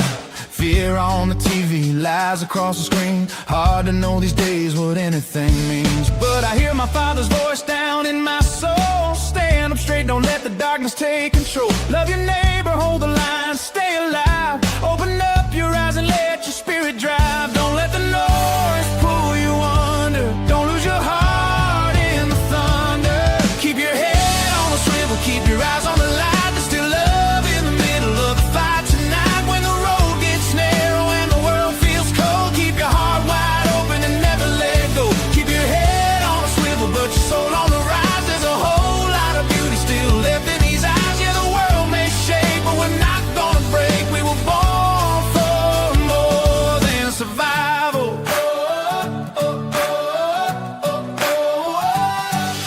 Little old lady waving from a porch swing. Kids on the sidewalk still learning to dream. Somebody praying in the middle of pain. Somebody dancing in the pouring rain. There's still good people helping strangers stand. Still working hard with calloused hands. Still holding family, still holding faith. Still finding hope when it all feels late. Don't let the fear define you. There's still a fire inside you. Keep your head on a swivel, keep your eyes on the light. There's still love in the middle of the fight tonight. When the road gets narrow and the world feels cold, keep your heart wide open and never let go. Keep your head on a swivel, but your soul on the rise. There's a whole lot of beauty still left in these eyes. Yeah, the world may shake, but we're not gonna break. We were born for more than survival.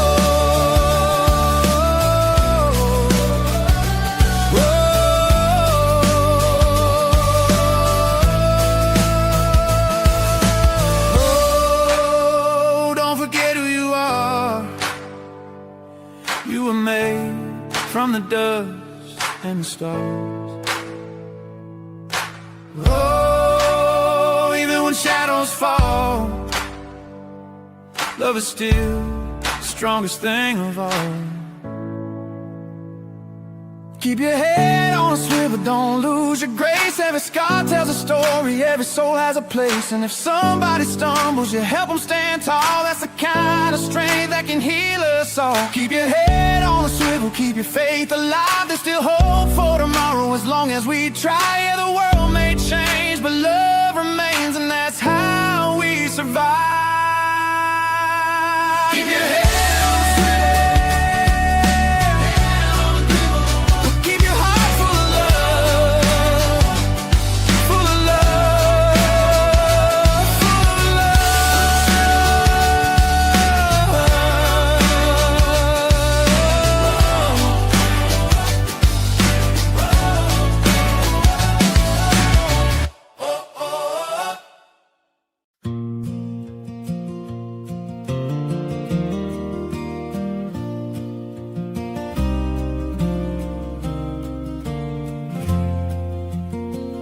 No flashing lights, no grand parade, just worn out boots and songs I've made. A weathered road beneath the stars, a heart that's carried too many scars. I've learned that truth don't need applause. It doesn't bend to passing laws. It finds a soul wherever you are, with a voice and a guitar. Just a voice and a guitar, they can carry hope so very far. Through the valleys, through the night, a simple song can spark a light. No fancy stage, no fortune's prize, just honest words that never hide. Sometimes all this world needs are a voice and a guitar.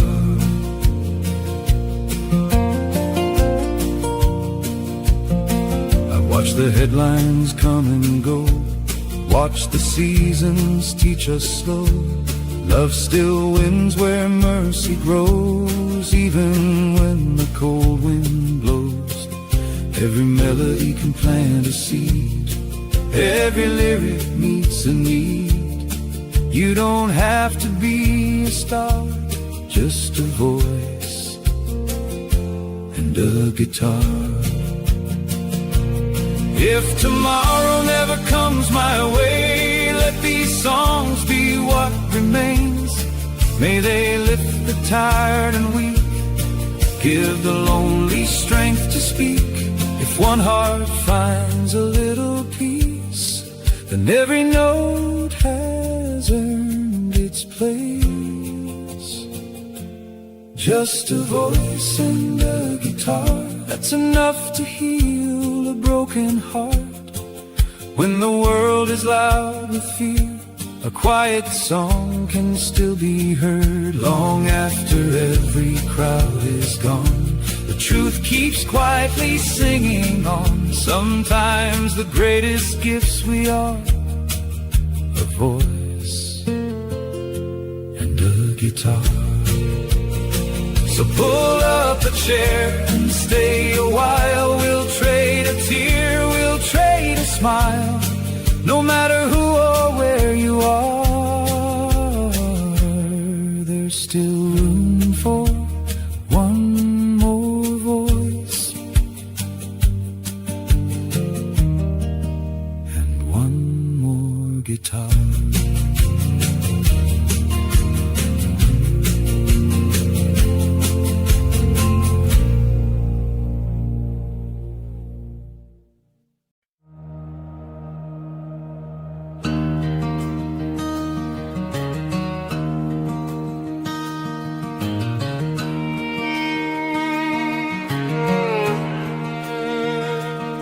I met an old man down in Tennessee, coffee black as midnight, eyes like history.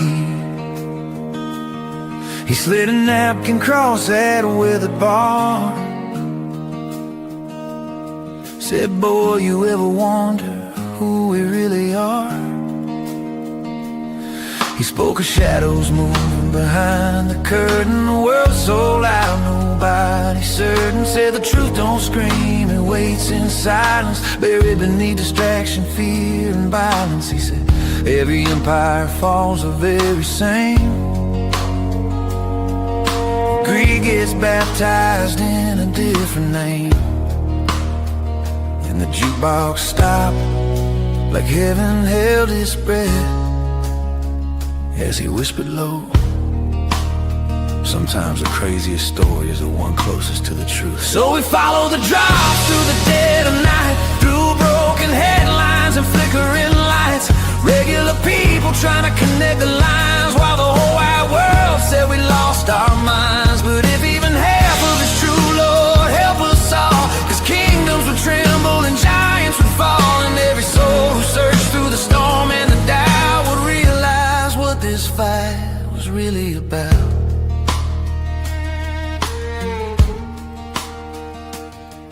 Mama used to tell me when I was young, the devil don't arrive with a forked tongue. No, he smiles on screens, dressed sharp and clean, selling fear between commercials and HD. And people laughed at the questions I asked, said truth seekers lived in the past. But history's written by trembling hands and buried by powerful, desperate men. The old man grinned through the smoke and flames, said, son, not everybody playing this game wears a badge or waves a flag.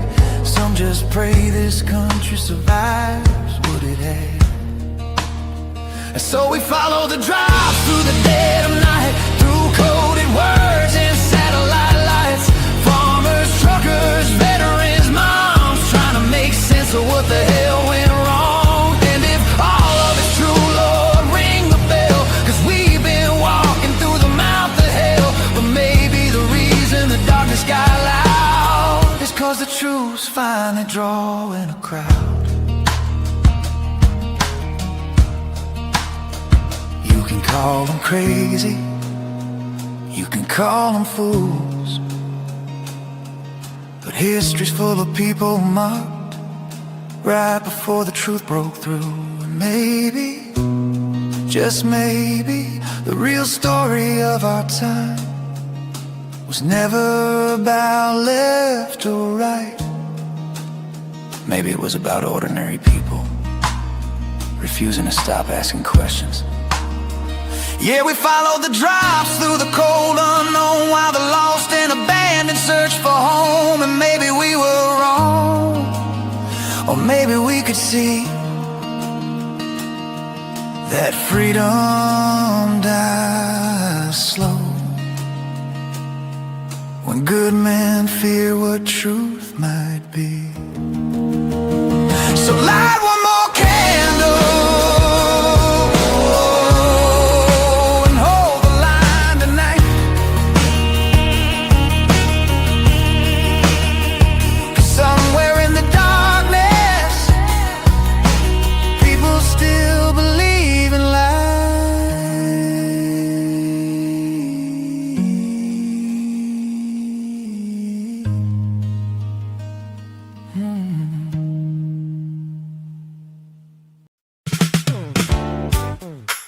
Well, grab a cup of coffee, pull up a chair, plant another mustard seed. Let's see what grows.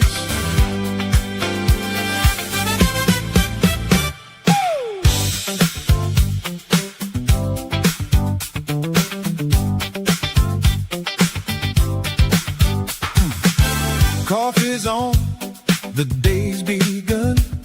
Somebody says, what if, just for fun? One talks history, one talks grace.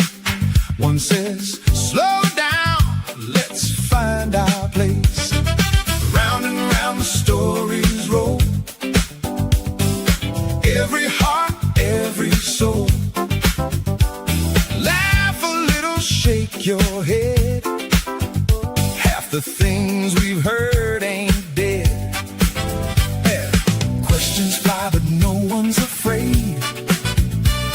Truth gets brighter in the shade. One more seed, one more friend. That's where all the good things begin. Hey, hey! Welcome to the co-op of insanity. Plant another mustard seed. Watch what faith can be. Laugh together, learn together. Love's our melody. Everybody's family. The co-op of insanity. Yeah. Hey. Some found hope where dreams had died. Some found peace they couldn't hide. Some found Jesus strong and true. Some found friends to see them through. World gets noisy, world gets strange. Seems like everything can change. But around this table, hand in hand, we keep building what will stand. Shoulder strong when life gets rough. Love reminds us we're enough. One more prayer, one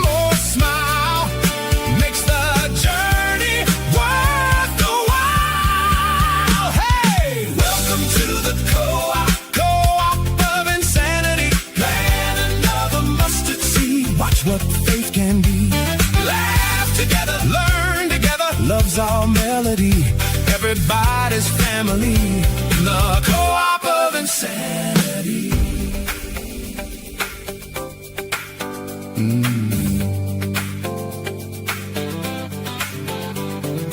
We don't have to know it all. Sometimes face a simple call. Lift somebody when they're low. Share the light you've come to know. Every answer starts with one. Another day beneath the sun. Truth may stretch us, make us see. That's how hearts are set free.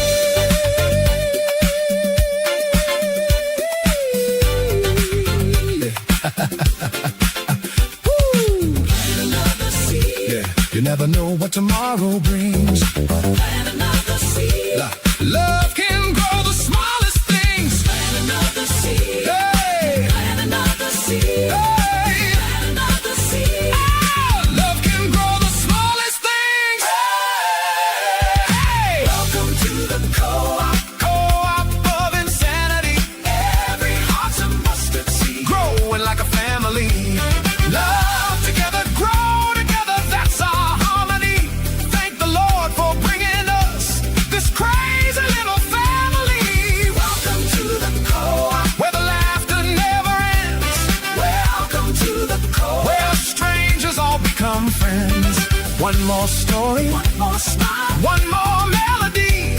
Welcome to the co-op of insanity. Keep planting those mustard seeds. We'll save you a chair.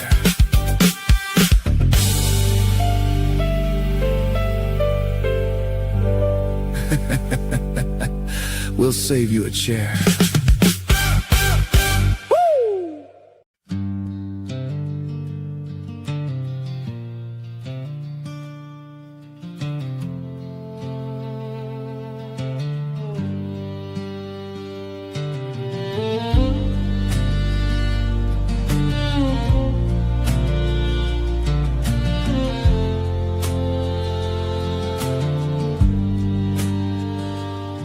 I used to sit beneath neon skies, build kingdoms in my mind at night. Talked real big to an empty room, like somehow dreams alone break through.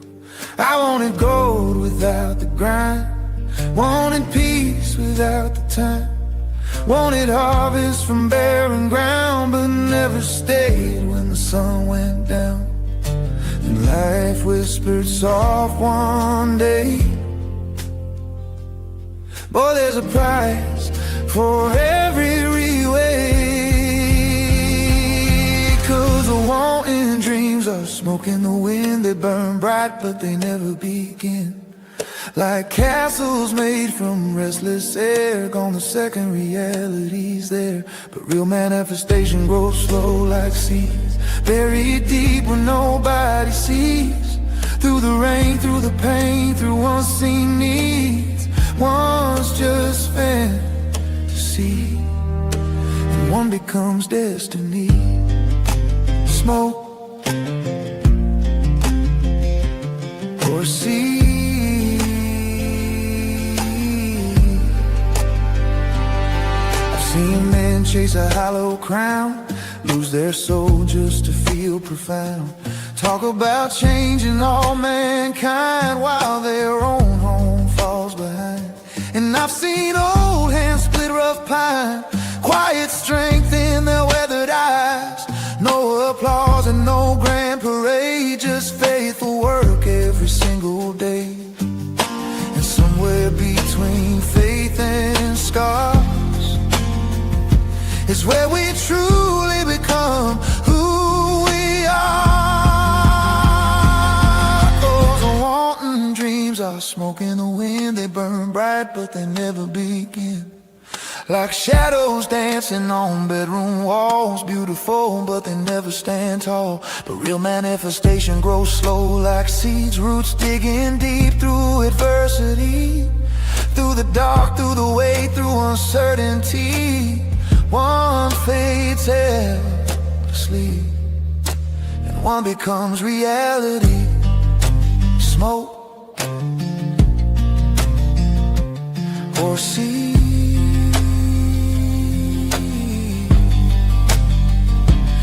if I dream, let it move my feet, and let conviction rise inside of me,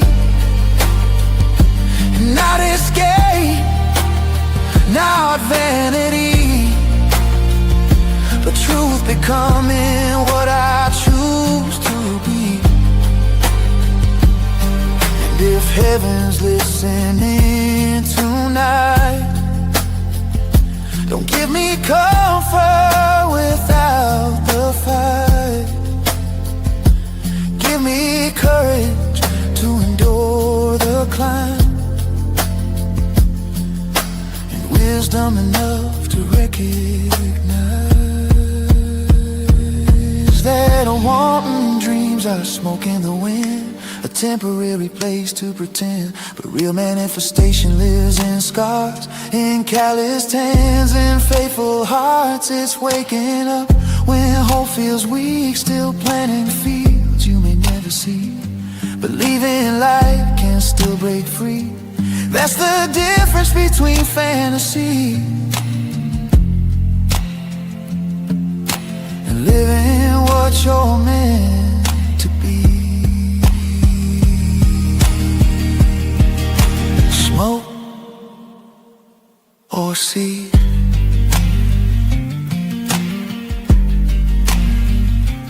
yeah, the smoke drifts away in time.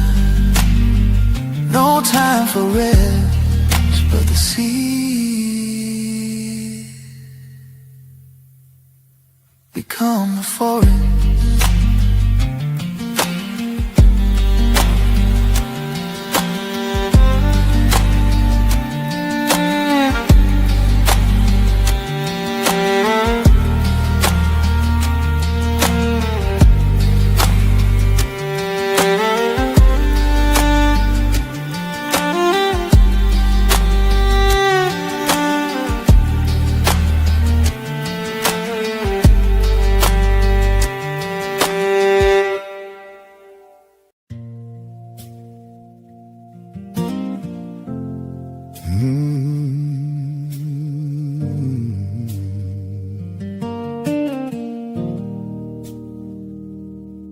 You see an old man standing here, trying to help his fellow man. A little gray around the edges, coffee cup held in his hand. You hear me talk about kindness, you hear me talk about grace, but you don't know the battles that are written on my face. Everybody sees the ending, but they never saw the storm. The little boy that learned too early, this world can be cruel and torn. Don't mistake my peace for a life without pain. I had every reason to become the same. You really don't prequel of my story, the chapters before these pages turn. I walked through a darkness no child should ever learn, but evil didn't own me and hatred didn't win. I chose another pathway instead of giving in. You broke the boy, but you didn't break the man. And by the grace of God, I'm still standing where I am. I know what monsters look like, I've seen the damage they can do. That's why I fight so hard today to protect the innocent and true. That's why I share their pictures, that's why I speak their names, because every child is sacred and no child should wear those chains. I know how silence grows and how predators survive.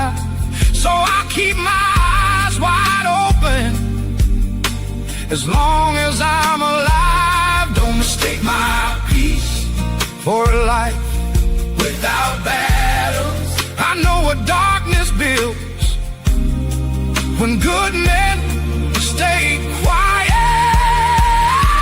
You really don't want the prequel of my story. Oh, the chapters before these pages turn.